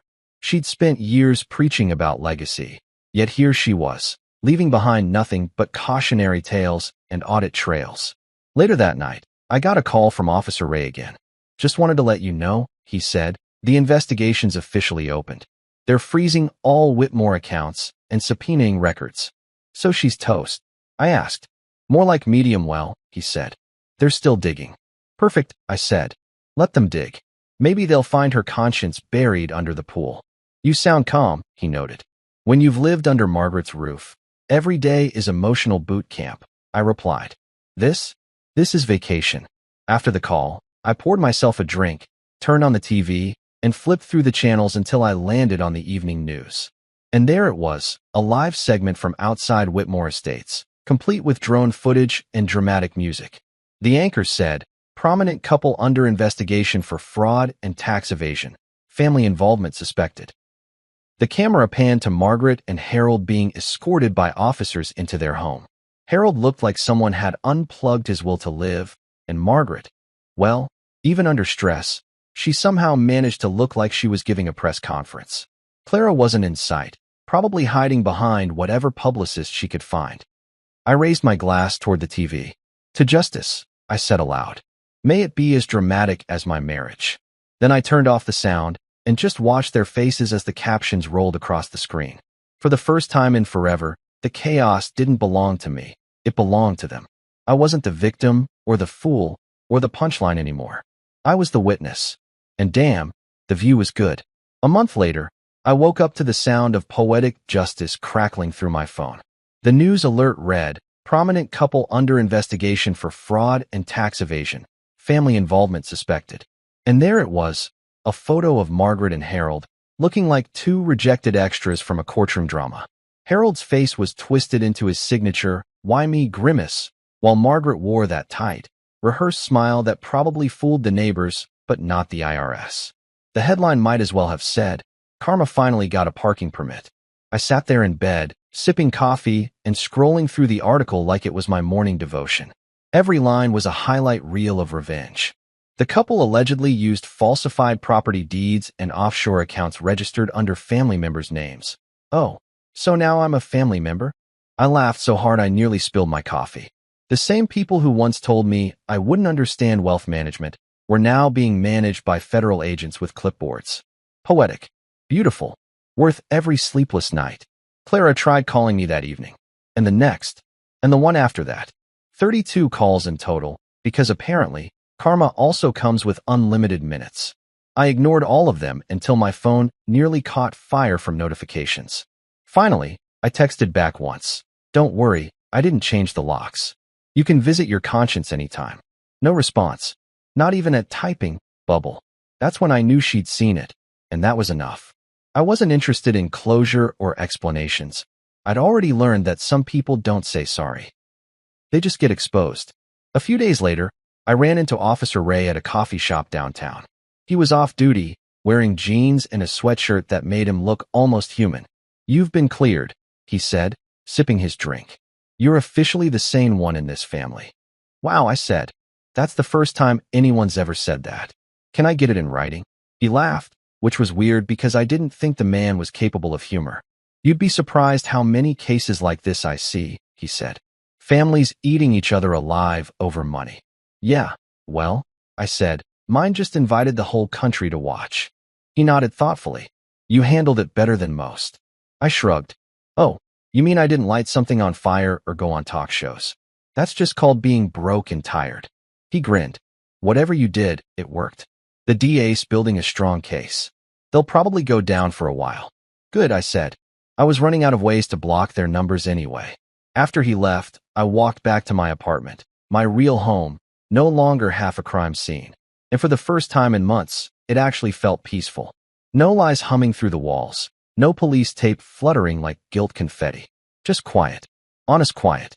I sat on my couch, the same one Patrick the handyman criminal had flipped during his little break-in adventure, and stared at the photo I'd finally flipped upright again. Me and Clara on our wedding day. I didn't feel anger anymore. Just recognition. That photo was a museum piece now, a reminder of the guy I used to be. Patient, naive, trying too hard to please everyone who secretly rooted for my failure. I poured a drink and raised it toward the picture. You tried, I said to my past self. You really did. The next morning, my name popped up again in the news, but this time, not in the suspect section. The article headline read, Anonymous source provides key evidence in Whitmore case. Anonymous, huh? Yeah, sure. The anonymous guy who once couldn't pick a restaurant without a family vote had single-handedly started a financial earthquake. The comments section was chaos. Some people defending the poor socialites, others calling it poetic justice, one guy saying, that's what happens when you marry your accountant. I bookmarked that one. I even got a call from an unknown number later that day. Turned out to be a journalist from Channel 9 asking if I wanted to give an exclusive interview. We'd love to hear your side, she said. You seem to be the only innocent one. No thanks, I said. My silence is under contract with satisfaction. Meanwhile, the internet was doing what it does best, digging. Old photos of Margaret at charity galas, interviews where she bragged about financial integrity, videos of Harold preaching about family values. Every clip aged worse than gas station sushi. And somewhere in that digital wildfire, people started calling me the guy who brought down his in-laws. Someone even made a meme of me holding a fake eviction notice that said karma served hot. I won't lie, I laughed. Then, like clockwork, the sympathy text rolled in. People who hadn't spoken to me in years suddenly felt terrible for how I'd been treated. My coworker Tom sent, Man, I always knew something was off about her mom. Oh, thanks, Tom. Really useful observation. 3 years late. Even Jared texted, Bro, when they make the movie about this, who do you want playing you? Ryan Reynolds, I replied. But broke. That weekend, I went grocery shopping and actually enjoyed it. No stress, no hiding. Just me, my cart, and the satisfaction of knowing my ex-family was somewhere explaining wire transfers to people in suits. The cashier, a kid who couldn't have been older than 20, looked at me and said, Hey, aren't you the guy whose mother-in-law got arrested? I blinked. Wow, news really travels. He grinned. Dude, you're like a local legend. A legend, I repeated, laughing. For what? Surviving Thanksgiving dinners. Nah, he said. For not losing your mind. I thought about that as I left the store. Maybe that was my real win. Not revenge, not headlines, just sanity. That night, I cleaned up my apartment, cooked myself dinner that didn't involve takeout containers, and played some old vinyl I'd forgotten I owned. The city lights glowed outside, steady and forgiving. It hit me that for the first time in years, I didn't have to brace for chaos. No fake smiles at dinner. No phone calls that start with, "We need to talk." No family trying to pull strings like I was their marionette. Just peace, and maybe a little bit of pride. I grabbed my journal, the one I used to write half-hearted gratitude lists in, and scribbled a single line. Sometimes karma just needs a little paperwork. Then I poured another drink, opened my window, and let the cool night air in. Somewhere downtown, I could still hear faint sirens, and for once, I smiled. They weren't for me. The morning after the news broke felt different, like the universe had finally stopped sitting on my chest. For the first time in months, I didn't wake up to chaos, suspicion, or a lawyer's number flashing on my phone. Instead, I woke up to sunlight cutting across the living room, a mug of coffee that actually tasted like coffee, and the kind of peace that felt suspiciously foreign. I sat at my kitchen table, the same spot where I'd once confronted Margaret with her folder of financial sins, and stared at the final envelope lying in front of me. It was addressed to the district attorney's office, stamped, sealed, and ready for delivery. Inside were the last pieces of the puzzle: offshore account details, digital records from Margaret's computer, and one particularly juicy email where she called the IRS a minor inconvenience. That one deserved an award. I took a deep breath, slipped the envelope into my messenger bag, and whispered, "Happy belated birthday" to me. It felt poetic. Like a man signing off from the worst chapter of his life with postage and a grin. As I walked to the mailbox down the street, everything looked sharper, lighter. The same street where I once trudged home wondering if my wife was lying to me now felt like neutral territory again. The barista from the cafe next door waved. "Rough month, huh?" she called. I laughed. "You could say that." "Saw your story on the news," she said. "You're kind of a local hero." I grinned. "Don't tell my in-laws. They prefer the villain narrative." She snorted and handed me a free donut. For surviving whatever that was. I took it and saluted her with the pastry. "Appreciate it. I'll dedicate this sugar high to justice." Then I walked the last few steps to the mailbox, slid the envelope in, and listened to it drop with a soft thunk. Just like that, it was out of my hands, literally and metaphorically. No speeches. No dramatic background music. Just paperwork sealing the end of an era. On the walk back, I passed a newspaper stand. The headline practically winked at me. Whitmore family faces criminal charges amid financial scandal. There was a picture of Margaret and Harold in the back of a black SUV, surrounded by flashing cameras. Margaret still looked composed, because of course she did, probably rehearsed her mugshot in the mirror. I could almost hear her voice. "Always look your best, even during a felony." I bought a copy just to frame it. A souvenir from the day karma clocked in overtime. Back home, I made pancakes, because revenge is great, but breakfast is sacred, and blasted music from my old college playlist. Something about flipping pancakes while your ex-in-laws face indictments just hits different. Halfway through my second cup of coffee, my phone buzzed again. This time, it was a text from an unknown number. "You think this is over?" I sighed. Only one person on Earth texted like a comic book villain. I typed back, "Yes, Margaret, and you're out of data." Then I blocked her number and laughed so hard I nearly dropped my plate. It was amazing how light life felt once you stopped letting people rent space in your head without paying emotional rent. I spent the rest of the day clearing out my apartment, tossing out old things that reminded me of them. The decorative vase Clara's mother gave us, a family heirloom, which turned out to be from a clearance bin. The expensive picture frame she'd gifted at Christmas, even the monogram towels embroidered with C&A, because nothing says happy marriage like matching cotton reminders of failure. Every box I sealed felt like closing another wound. Later that evening, I got a call from Officer Ray. "The DA's office received your final package," he said. "You've officially done your civic duty." "You mean my petty duty?" I said. "Let's call it a tie." He chuckled. "The Whitmores are lawyering up. Looks like this one's going to trial. Perfect, I said. Let them explain themselves under oath for once. You don't want to testify? He asked. Oh, I'll testify, I said. I might even wear my birthday shirt. The one I was wearing the night they tried to kick me out of my own life. You're handling this pretty well, he said. Honestly, I'm impressed. I had good training, I said. Try surviving Sunday dinners with Margaret for 10 years. That's basically FBI conditioning. After we hung up, I stepped out onto my balcony, the city buzzing below like it hadn't even noticed my personal drama. I looked up at the skyline and let the cold air fill my lungs. I realized something funny then. Closure doesn't come from getting even. It comes from no longer needing to. I didn't need to see Margaret humiliated or Harold explaining himself in handcuffs. I didn't need Clara's apology. The truth was enough. The world knew who they really were now, and I finally knew who I was without them. That was victory enough. A few days later, Jared came over with takeout and his usual commentary. So, he said, opening a beer, you're basically Batman now. Batman doesn't file tax fraud reports, I said. He would if his in-laws owned Gotham, Jared replied. You're like Revenge with paperwork. I laughed. I'll take it. Sounds like a job with benefits. We ate, watched the evening news, and when Margaret's face popped up again, this time paired with the words indicted and arraignment, we clinked our bottles. To survival, he said. To pancakes and subpoenas, I replied. That night, after he left, I sat on the couch and stared out the window again.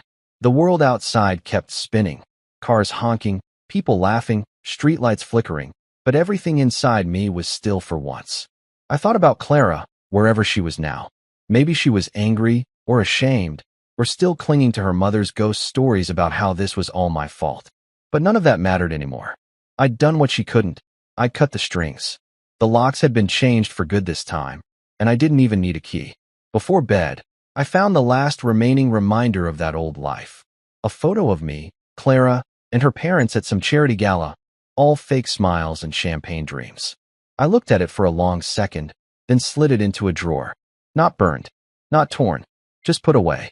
Because some stories don't need dramatic endings. They just need to stop taking up space. I turned off the lights, crawled into bed, and for the first time in years, slept without wondering what I'd wake up to lose. The next morning, I made coffee, checked the mailbox out of habit, and smiled at the sight of it empty. No drama, no disasters, just bills, junk mail, and the quiet satisfaction of peace earned the hard way. I poured another cup, sat at the table, and muttered to myself, guess that's that.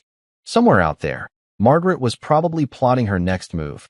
Harold was Googling minimum sentence for financial fraud, and Clara was realizing she'd married a man who refused to stay broken. As for me, I had pancakes, coffee, and an unlocked door that, for once, didn't feel like a liability. So yeah, revenge was nice, but breakfast was better.